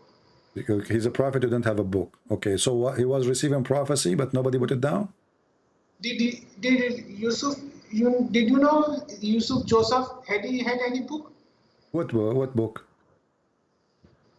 All the prophets did not have any book. All the prophets. Yusuf, Well, isn't it your prophet? He says Allah, he sent 124,000 messenger, and all their books is gone except the Quran. Allah sent around 200,000 prophets. Okay, 200,000 now. This is auction. This is 200,000. I thought this is 124,000. Look like the number is increasing. Yeah. Okay. So some scholars say listen. You sound like a very smart person. I have 2,000 people listening. I will give you a chance to convert them to Islam. What they will get if they convert to Islam? Is it true that Allah will give us big boobs in heaven? If you desire, if you do not, He will not give you. No, it's not about desire it. Allah, He said exactly what we will get. He said you will get big boobs, and they are in the shape of a cube. In the shape of a cube. Is that correct? It is in the shape of a cube. Only if you desire. If you do not desire. Well, he did not say if you desire. Don't lie. He says, okay, so do you promise me? Can you make a promise that if I convert to Islam, I will get big boobs? How you can confirm that to me? Because honestly, there's many things I like in this earth. I like baklava and big boobs. So what do you think? Can you guarantee me that I will forget about the baklava for now? Can you guarantee me that those boobs are going to be in the shape of a cube, as the Quran says in Arabic? And there's no women, by the way. It says a cube. It just says a breast. Where's the women? So can you guarantee yourself that the God who you worship, He will give you really big boobs, women, boobs without women, which is nice, but because women, they give you a headache, man. I mean, why you need the women if you get the boobs? I mean, come on, like what the heck? I don't want women. They give you a headache, like buy us this, take us there. You made me upset. You know, you were rude to me. Come on, give you boobs, just the boobs. The verse says Allah will give you boobs. Are they flying boobs? Okay. How you explain? Okay, I can guarantee. How you explain to me this verse? Go ahead. I can guarantee you what you want, you will get. Whether you want boobs, whether you want women, whatever. But how you can guarantee me that those exist? Those are real. Maybe they are balloon. Maybe they are fake. That will be my headache with my God. But you just accept Islam, brother. If I accept Islam, I will get the boobs. You need to accept God, brother. Why do you accept God? Are you from India, my friend? I cannot disclose my location or identity, brother, for security. You must be the angel Jibreel sent to me by Allah. You cannot disclose your location. Okay. So, okay. What about Allah? He promised me a vagina and he described how they look like. What do you think? Do you want vagina? I want vagina? No, I don't want. I don't. No, I don't want. I don't want Whatever vagina. you will desire, if you will desire, you will get it. Okay, what if a man he desire a penis? You will get it? You desire? A penis. Is a gay. That's okay, you will get it. You will get a penis too? You like it big or small? You talk about yourself, I will talk with You my are the God one who about says myself. it's okay, you will get it. That's mean in Islam, in the heaven, you Muslims, you will be homosexual there too. And actually the hadith says that in the heaven there's a market, whereas there's no buying nor selling except an image, is correct? So, you know, you Muslims, you will get images and you go inside the magazine to have sex with the magazine. Correct? Okay. So what's wrong? So why Allah will not give you those images, my friend? I mean, if Allah, what is the purpose of those images? You watch them and then you go inside the image and you have sex with it. And those images of men and women.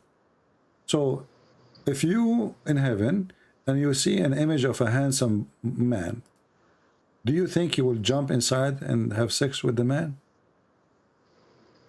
No, that image will be of yours. What? You will be in that image. I'm not sure what you are saying. The images which you will like, you will be in those images, brother. I have no idea what you are saying. Okay, now you if you are, will desire you are in the image, if you have a desire, okay. So the heaven of Allah, you can confirm to us that it's a heaven, sexuality there, homosexuality is okay, correct? homosexuality is against the nature, brother. What nature? You just said to me that if you desire a penis, you will get a penis. Desire? No. What you are saying, if you desire particular face market, you are saying now that if you desire particular faces, so you will get those faces. What faces? What are you talking about? Your God never mentioned faces. He mentioned vaginas. Faces. This is your prophet speaking here. Says the Messenger of Allah said, in paradise there is a market which nothing is bought or sold except images of men and women. If a man like the image, he will enter it, and i.e. will become his, which means he will have sex. What do you think? Images of men and women. If a man he like it, he enter it. So the man, he have options of images of men and women. If he like the image, he enter it, but the image is men and women. So your prophet, he claimed that there is a magazine sex market, Playboy. You see an image of a man, you go inside and have sex with it. What do you think about that? Okay. It's okay? Okay, you want that? Huh? Yes, that's okay.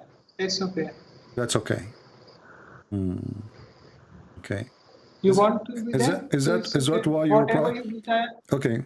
See, listen, Abdul. whatever you desire, you will get, brother. Whatever you desire. Okay, what if somebody desire? What if somebody desire? What if somebody desire to rape you? You just said whatever you desire, correct? Actually, the Quran confirmed that. So, what if somebody desire to rape you? If somebody desire to rape you. Just. Huh? Hello? Yeah. You said whatever you desire. So I'm asking you, what if somebody desire to rape you? He like to rape you. He like you. You will like that? You will desire that? Asking me, I'm not going to be there. I'm not a Muslim. You are the Muslim. There's a Muslim there.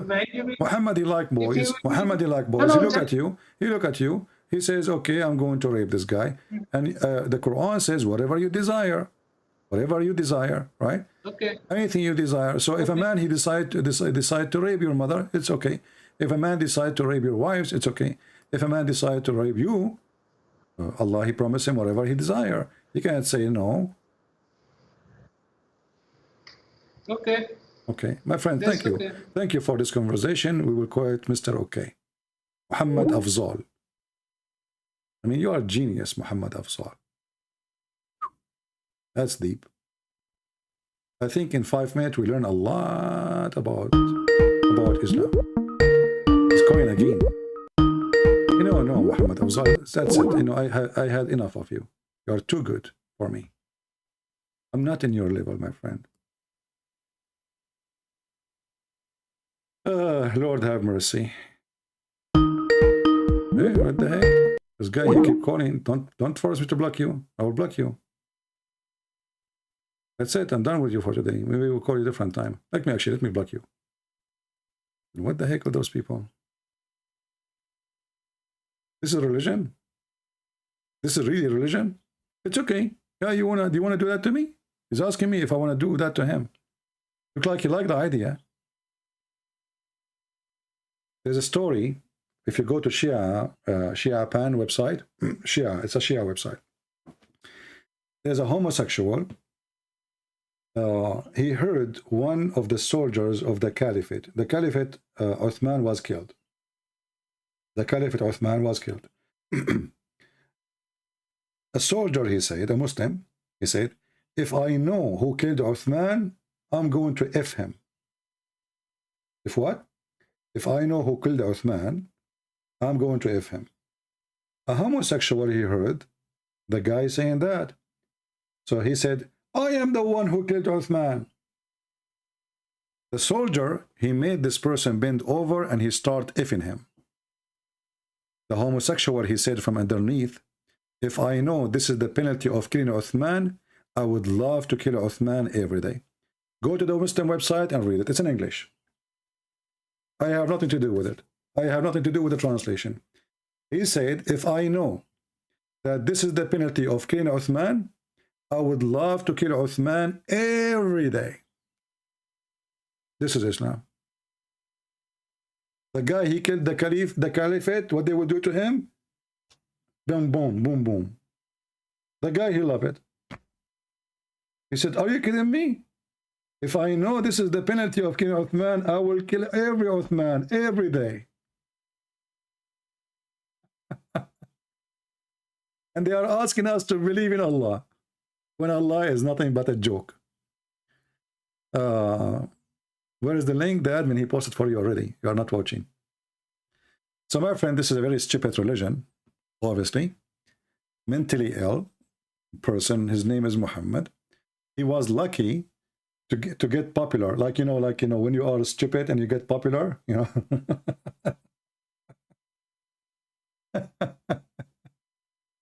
Like, you know, there is some people in YouTube or in those apps like TikTok, they became so popular because the way they eat or the way they do stupid things, you know. So everybody share their icon, like, you know. That's Muhammad. The difference is Muhammad was sponsored by gang who want to rape and steal. So you cannot laugh at him. Right? Anyway, I think we had enough for today. Today is a Friday. It was a good time we have together. Let us see how many Muslims they decide to leave Islam. And actually, our friend who left Islam just 2 days ago, he sent me a message. He said, Muhammad obviously was a donkey.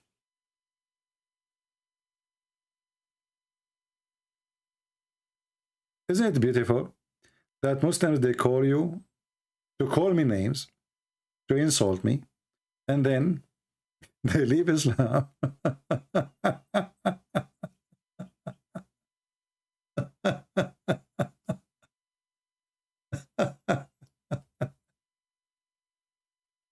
Christian Prince, you're stupid. I'm going to expose you, okay? And then an hour later, the Abdul, he agreed that his prophet is a donkey.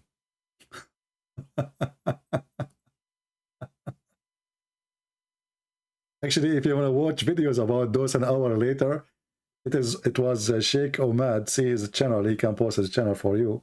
Go watch his videos. He is the one who come with this.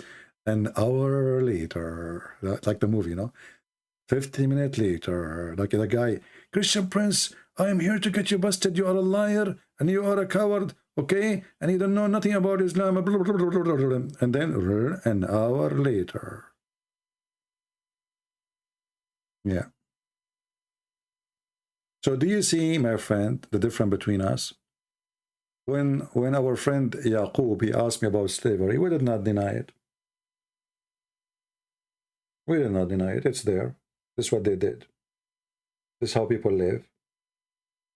The Muslims, they deny what is in their book in order to, they think by denying they can save their belief. A true believer, he will not be ashamed of his book. The second you feel you are ashamed, that's mean you are not a believer. You know what I mean? You understand? Shame is always coming from what? It's coming from something is not right. As an example, you feel ashamed if you go naked in the street. Why? Because it's not right. But it's okay to be naked in the shower or with your wife.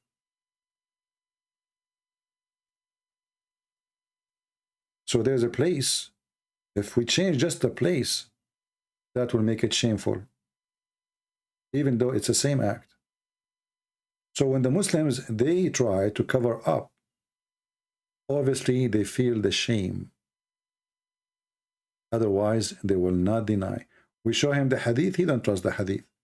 We say the Quran, he says, I don't need the Quran. So what do you need? What those people have? Nothing. I hope the person who called me from Nigeria today, he will be able to contact me again. And I hope soon he will leave Islam. Do we have any question before we go for today? Anyone?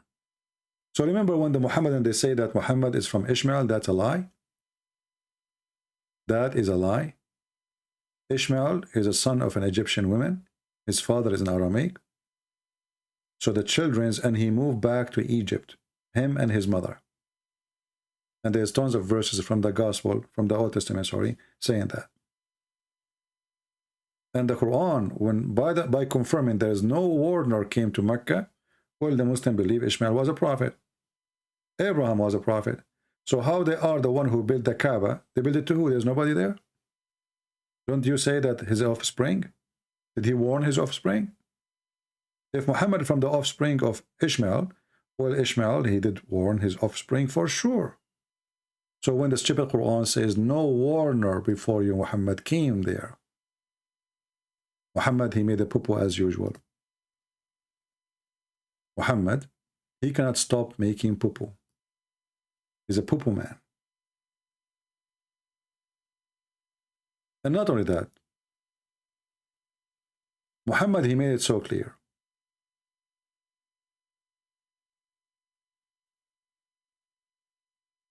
That before Muhammad, he do not know the book.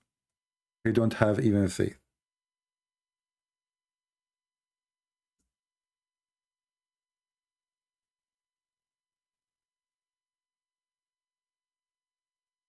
What kind of a person? He was chosen for the mission. Chapter 42, verse number 52. And thus do we reveal to you an inspiration book. But this is for sure proving Muhammad again to be a liar, because the Muslims agree that Muhammad received words from a mouth of a man. It was not inspiration. Inspiration, if it is, God spoke to you in your heart and your mind. If a man, he come to me, and he's physically a man, and then he said to me, hey, Christian Prince, God said to you, this is not inspiration.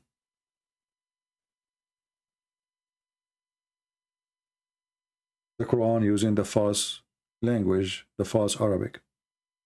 And then it says here, we reveal to you by inspiration from a spirit of us. The Quran here translation took the word inspiration as the word is spirit off. It's gone. But we will go over that later. And you do not know what the book was, nor, actually the word was, it doesn't exist. You do not know what the book, and you do not know what is faith. Not was. You change the translator, you will see the whole thing change. Muhammad, you do not know what faith is. So, what was Muhammad before Allah made him a prophet, supposedly?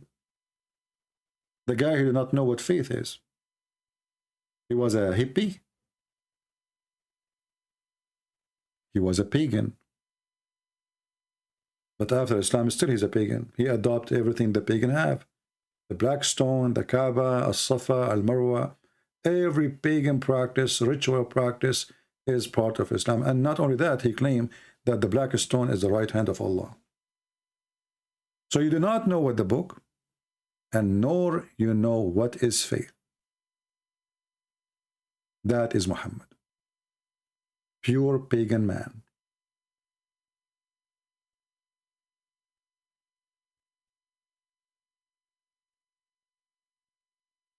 What the Quran says about those who do not know the book and those who do not know the faith, the Quran says they are najis, filthy. That is Muhammad. And najis, they are so dirty to the point you cannot wash them.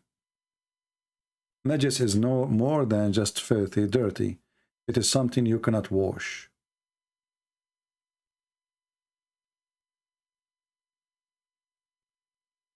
Muhammad is a pagan and a clean person according to the Quran, chapter 9, verse 28. I hope today we were able to share with you a lot of information so you can use it in your own. Feel free to download my videos. You save them in your drive. You can repost them again and you can cut them pieces. My videos are long. I don't make videos like others, 15 minutes. See, sometimes I try to make it, but I always fail. I say, I want to make a video of 15 minutes, and the 15 minutes became an hour. So I will try maybe. It's a good idea to make short videos so people, they can download them easy, focusing on one topic. Maybe I will set an alarm, like whatever the alarm says, I'm going to stop. This is the only way to do it. So I want to say thank you. Was Ramadan originally is a pagan practice? Yes, Ramadan is a practice of the Sabian. Sabian are people who worship the stars. This is why here actually you see that Muhammad is a fraud. So he promised the Sabian to go to heaven. But the Sabian, they hate the God of the Jews. The Sabian, they have a book, it's called Kanz Rabbah. In the book of Kanz Rabbah, in their books, it says that Adonai is Satan. The God of the Jews, Adonai, they use the word Adonai, is Satan. Why? Because he ordered the Jews to do circumcision. And the Sabian, they hate the Jews because simply they believe that the Pharaoh was a Sabian. And when the God of the Jews, Adonai, he destroyed the Pharaoh and his army, by doing that, he destroyed the Sabian. So how in the world this man, Muhammad, he made all those three go to heaven as if they worship one God? Do you see how it works? This person is like Obama. Obama, he go to Egypt, he quote the Quran. He go to Jerusalem, he wear the Jewish hat. He go to the Christian church, he hold the Bible. He go to the atheist meeting, he make fun of the Bible. And this is Muhammad. He's a lizard. Satan, he has no skin. He changed. The same as a lizard, he changed his skin color. No dignity. No faith. No God. Everything he made there is just for him to be worshipped and to take over. And he used the word God, like Allah, as a name to torture, to kill, to steal, to rape. In the name of God. A great method to control the mankind. In the name of God. And there is many in history that do that, even for Christians. Many hypocrites, many thieves, many liars, many fraud. They use the name of God to make their war legitimate, to make their theft legitimate, to make their crime look like holy crime. But there is a holy crime. Interesting. Crime is a crime. Theft is a theft. Rape is a rape. Killer is a killer. Cannot be holy. So, my friend, Muhammad is a person who fabricates things. This is why Aisha, she said, Inni ara rabbuka yusari'u ila hawaka ya Muhammad. I see that your Lord is hastening to make you happy, Muhammad. What was about? It was about his penis. Women offering themselves. Muhammad, he made verses. Any woman, she want to offer herself to the Prophet so he can F her. Come on, all of you, come on. What does this have to do with God? And why God will make such a verse? Aisha, she was watching. She noticed that her husband is a fraud. She said, it seemed to me that your Lord hastened to satisfy your desire. Your desire. Otherwise, what does this have to do with God? A man, he is already married to many women. Why he need more? How that can serve a religion purpose? How that can be serving God? So imagine I say to you, I'm a prophet. And then I say to you, God told me that your women, they need to sleep with me. And this is coming to me as an order from God. It's not my fault, my brother. It's not my fault. Allah told me. Allah told me, any woman, she want to give herself to the Prophet. Then the stupid Muhammad, after he said that verse, he discovered that women who are not good looking or not young, they are coming to offer themselves. Because what will happen, if a woman, she sleep with Muhammad once, even if it's once, she will get a free retirement plan. So women line up in the front of the house, especially old women. So Muhammad, he found that he made a mistake, because now he said any woman, she can offer herself. So he need to save his ass from the trouble. He looked at those women who they are lined up in the front of his door. He said, oh man, what I did to myself. Look at those. What I would do with those women. So look, he came with different verse to solve the problem. He said that Allah told me, oh Muhammad, you can post upon the turn of whom will give themselves for you. Okay? Post upon. You can delay, you can reject, you can accept. Here we go, found solution. The verse before it says, any woman, she can offer herself. All the women who came, they are, excuse my language, they are not good looking. According to Muhammad, they are older. This is not what he's looking for. And now Muhammad trying to get rid of them. He cannot open the door, there's long line. So he made a verse says, Allah, he told me, you can delay, you can deny, you can accept, you can refuse. What a religion. Like, come on. I said any woman, she can offer herself. I should say next time, any beautiful woman. I made a mistake, sorry. You may differ, any of them, and you may take any of them. It's up to you. This is God talking. You know, I'm looking at my door now. I cannot see my door, front door. I'm going to check out to see how many women lined up. I hope they are good looking. Otherwise, I will immigrate. I will go to Afghanistan. You know, I just made yesterday. I made a claim that I'm prophet, and I told the followers, any woman, she want to give herself to me. Let us see what will happen today. I want to go. I want to see how many women lined up in front of my door. I hope they are not in their 90. Christian Prince, I'm a woman, want to offer myself to you. Hold on. Lady, yesterday I said what I said, but I don't mean you. Christian Prince, you said any woman, she want to offer herself to the Prophet, and I'm here to fulfill your desire, sir. I am your follower. No. Listen carefully. I did make a mistake. I said any women, but I did not say any old women. Okay? Listen. Okay, I just received revelation from Allah.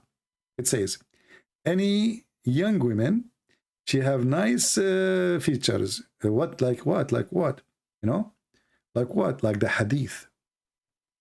The hadith says, and the Muslim, they got me busted in this video, by the way. They said the Christian Prince is lying.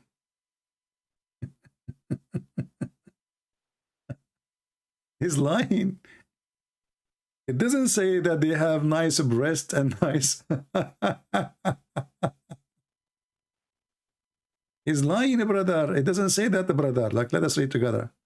You know? Unbelievable.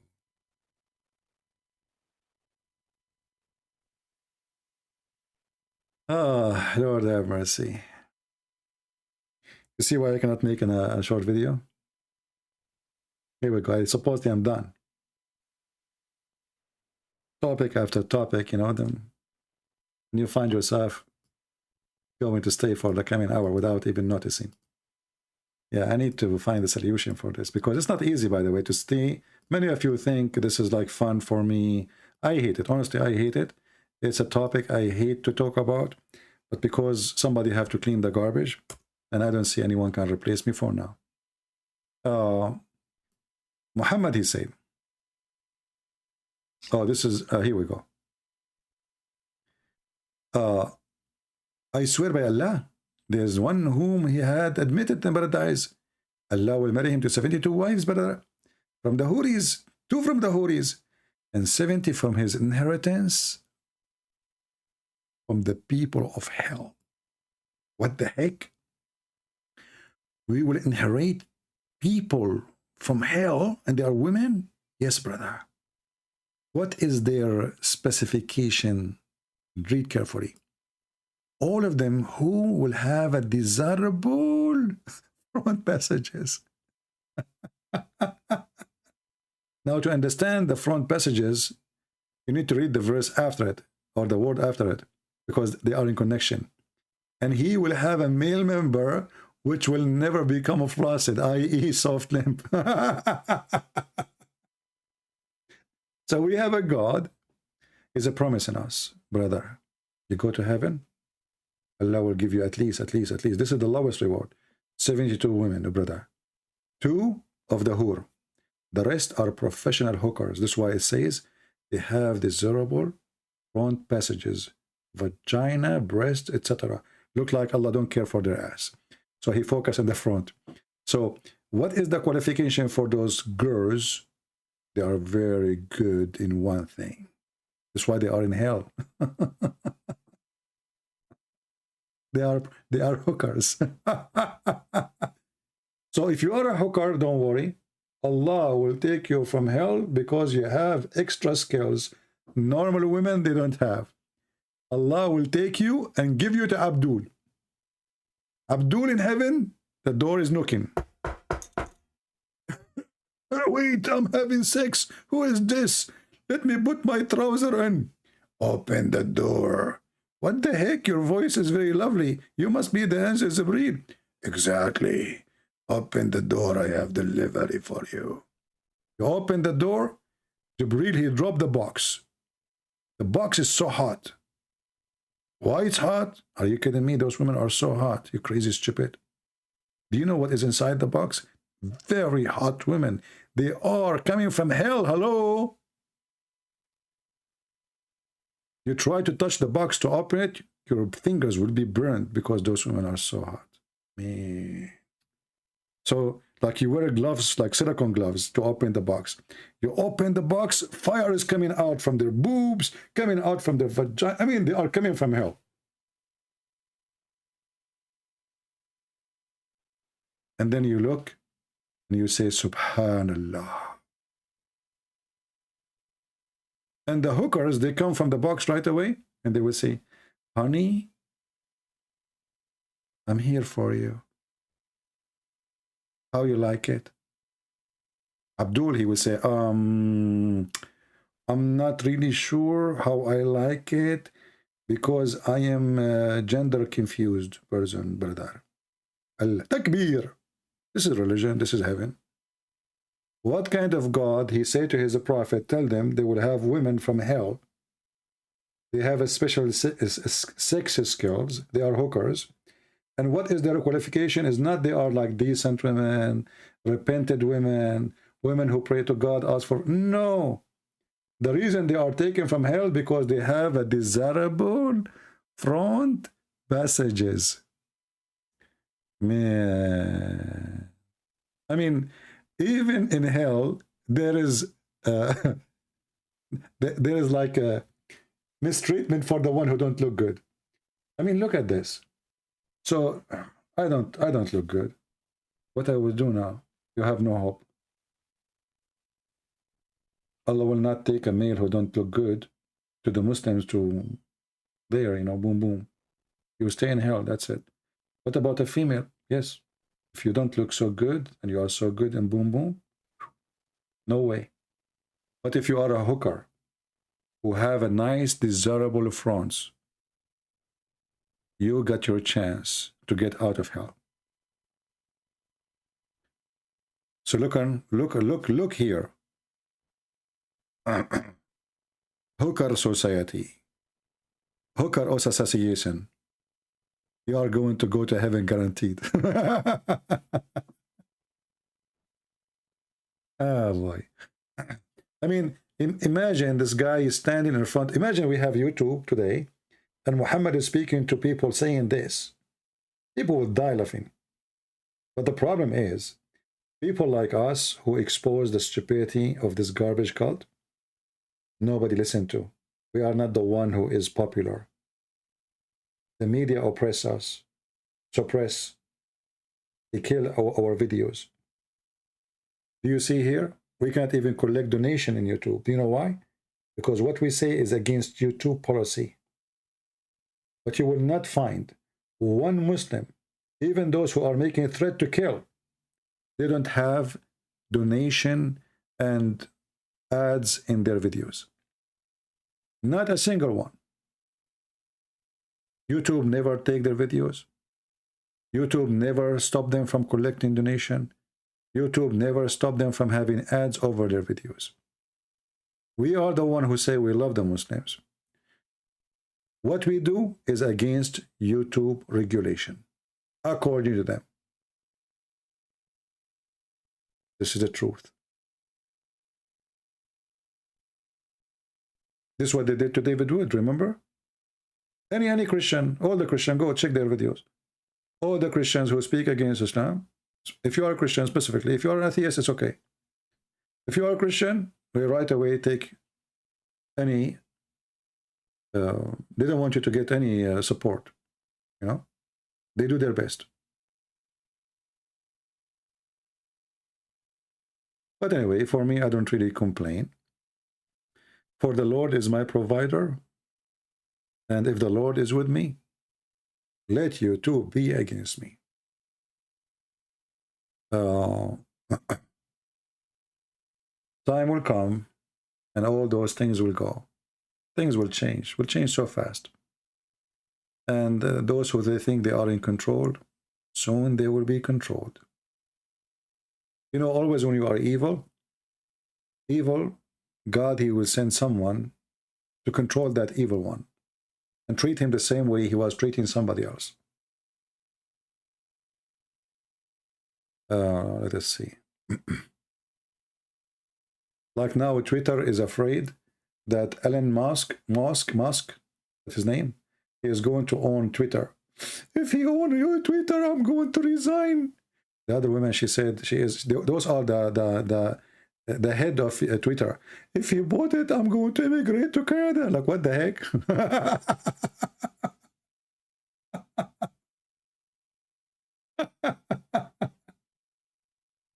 What happened to the monsters of Twitter? Suddenly, you see the power of the money? Suddenly they're afraid. Those are the one who banned Trump, who banned everybody, who stopped me from posting. I mean, anyone. They control everything. It's a communist regime. You know, in communist, nobody dare to say anything except the government, whatever the government want. And now they are terrified that Elon Musk is going to silence them because he will give a freedom of speech. If Islam does not exist, what videos would do about? Well, my friend, I don't know. I mean, for me, I believe that God, he gave every person a gift.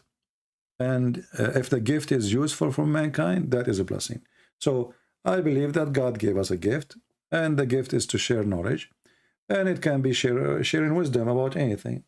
You know, we made the other channels to speak against, you know, people wasting their money, giving them advice how to live. A channel is called The Quality of Life. So always you can help people with many things. Give them advice in their life. You know, supporting the one who needs support.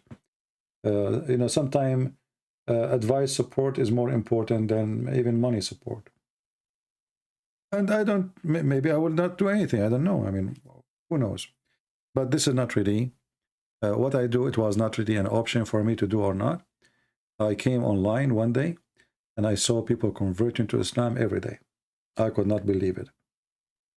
So I decided to have my own fight against this cult. And I was extremely successful, even though the challenge was so big, because even now my English is not so good. So imagine a person who is an immigrant. He have a little English. He is going to convince, he's going to debate. Even he's going to write books. How you can do that? So the challenge was so big. But again, if the Lord is with me, who could be against me? With my little, you know, English, I was able to do a lot of work. My books now is translated almost to all languages. Chinese, Russian, Malaysian, Albanian. And by the way, our book 6 on Allah, the Albanian version, is already, the link is posted in Patreon. So if you are a person who speaks Albanian, you can go to Patreon. By the way, you do not need to subscribe to me. You do not need to make a donation. I give it for free. And for sure, we would be happy to receive donation. But as you know, people, they are cheap and people don't care to support you. They come here just to laugh and, you know, you know. But how you support yourself, who care? But it's okay, I understand. This is how the world is. The Lord is our provider. So we have the link there for our book. But imagine one day you start with nothing. Nobody want to listen to me. Nobody want to listen. And then one day 9/11 happened. And then suddenly everybody start listening. Everybody start listening. Before, the second I speak against Islam, the Muslim, the Christians, they will say to you, this is not Christianity. You should not talk like that. This is not right. The Bible, you are spreading hate. I mean, how I'm spreading hate? They are converting your kids to Islam. They are fooling your kids. Christians, they were my enemies. They were fighting me the same as they used to fight Paul. They called me names. They rejected me. They refused to listen to me. This is the truth. And until now, you will see a lot of potatoes. They come here and they tell you, you should not talk like this. But they themselves, they never made a Muslim leave Islam, and they never made a Muslim accept Jesus. If you are talking about profession, what to be, I have my degree in law. I can work as a lawyer, but I don't like to work as a lawyer because a lawyer is a liar, you know? I mean, it is an option. I have degrees. I mean, I'm not a person who don't have education. When I say my English is not good, doesn't mean I am not a person who have education.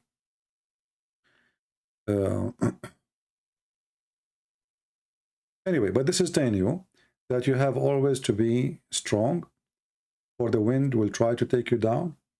Christians, they will fight you. Christians, they will make videos against you. They call themselves Christians. Maybe they are, I don't know. But because they are naive, they don't understand what you are doing. Nobody want to listen until it's too late.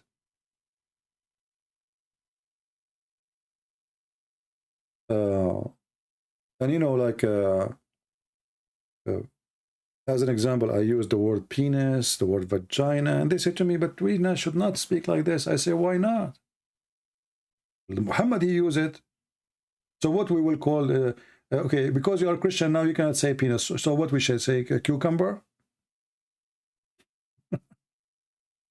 Muhammad, he said vagina. So what I should say?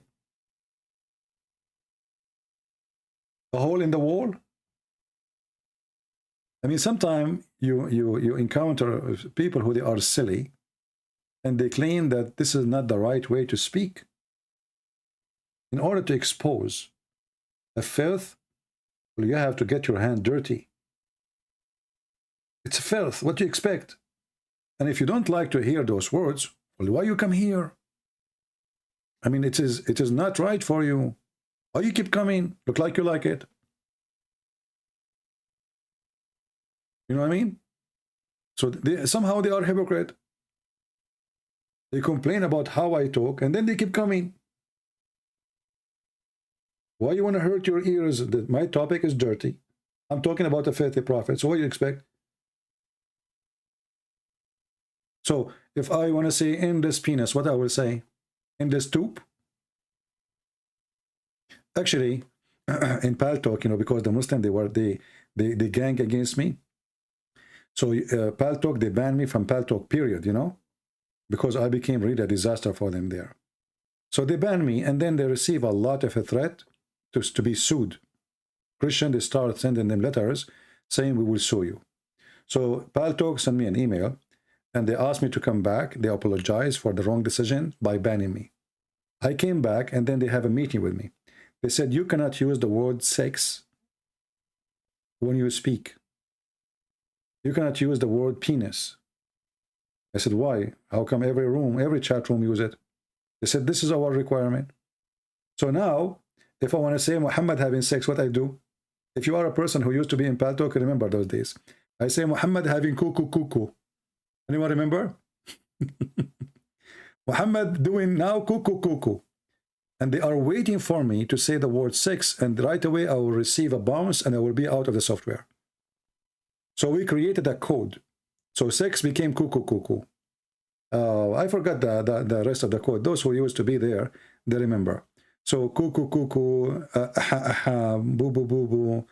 you know, etc. All of this because we cannot use the word. All the chat rooms, they can use the F word, they can use anything. I mean, anything. I mean, they have a porn there. Pal Talk, they have a porn section. Can you believe it? Literally porn. I'm not joking. They have literally porn section. Adult porn. People open their cameras, playing with their private part. Literally.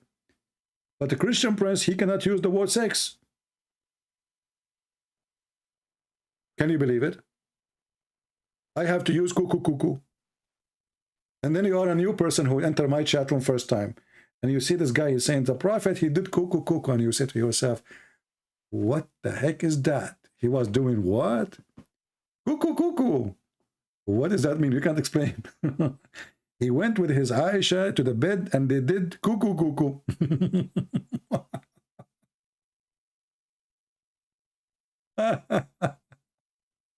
This is how they discriminate us, and this is how they side with the Muhammadan. Always. All those giants, all of them, they will be punished severely by God. That they will come for the crime they do against the Christians, for the discrimination they do against us, for nothing wrong with it. Everybody have the freedom of speech except the Christians. Muslims, they can say whatever they want. They can even threat to kill us. YouTube don't hear. YouTube don't tell. YouTube don't complain.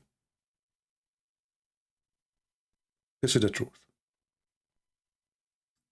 I want to say thank you guys for being here.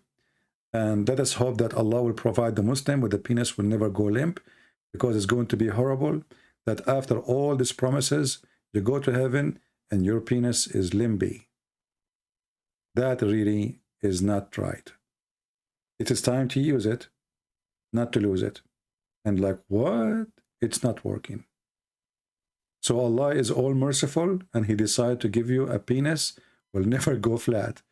This will be a good to have a car, have a tire will never go flat, but a penis never go flat.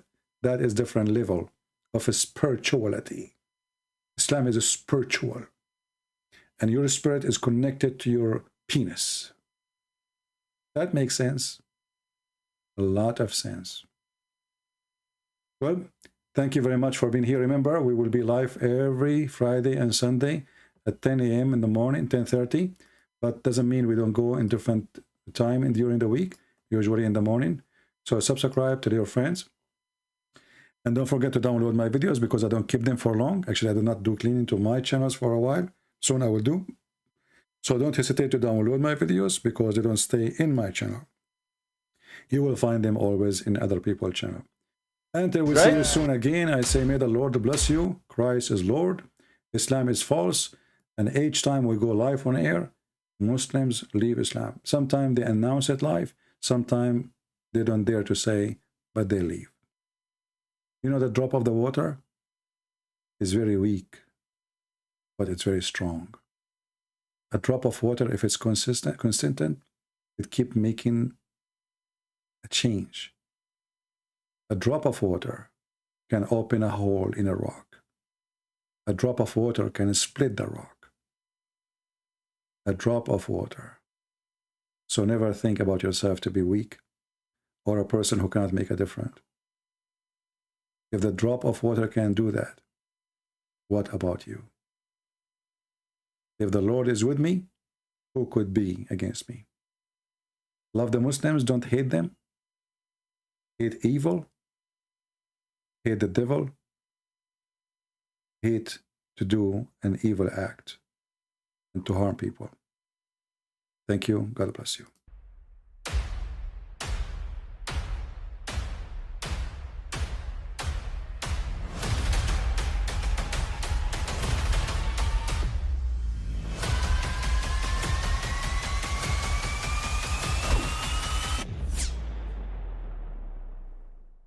But I mean, again, he doesn't know who Gabriel is, right? Because he didn't come from an Abrahamic faith. The people of Mecca were pagan. The Quran is mentioned, if this book was from other than God, they would have found in it many contradictions. If a book is without contradictions, that has no bearing on whether it comes from God or not. I've had phone books that are inerrant, but I certainly don't think God gave them. That we believe without understanding. The brother asked a very important question, that most of the scholars say that listening to music, watching movies, and most of the television programs, they're haram. So how can we have fun? Let me tell you, brother, at the outset that having fun is permitted in Islam as long as the fun is halal fun. That the standard narrative has holes in it. The Prophet tells us because Satan or the devil sleeps over our nostrils. Those who oversleep and not pray Fajr on time, Satan urinates in their ears. I really do think Jesus was crucified and that he really was dead and buried. He thought that he was a son of God in the sense that he was specially chosen by God. I think Jesus really did think he was going to be the Messiah, the future king of Israel. I mean, that is, after all, why they crucified him.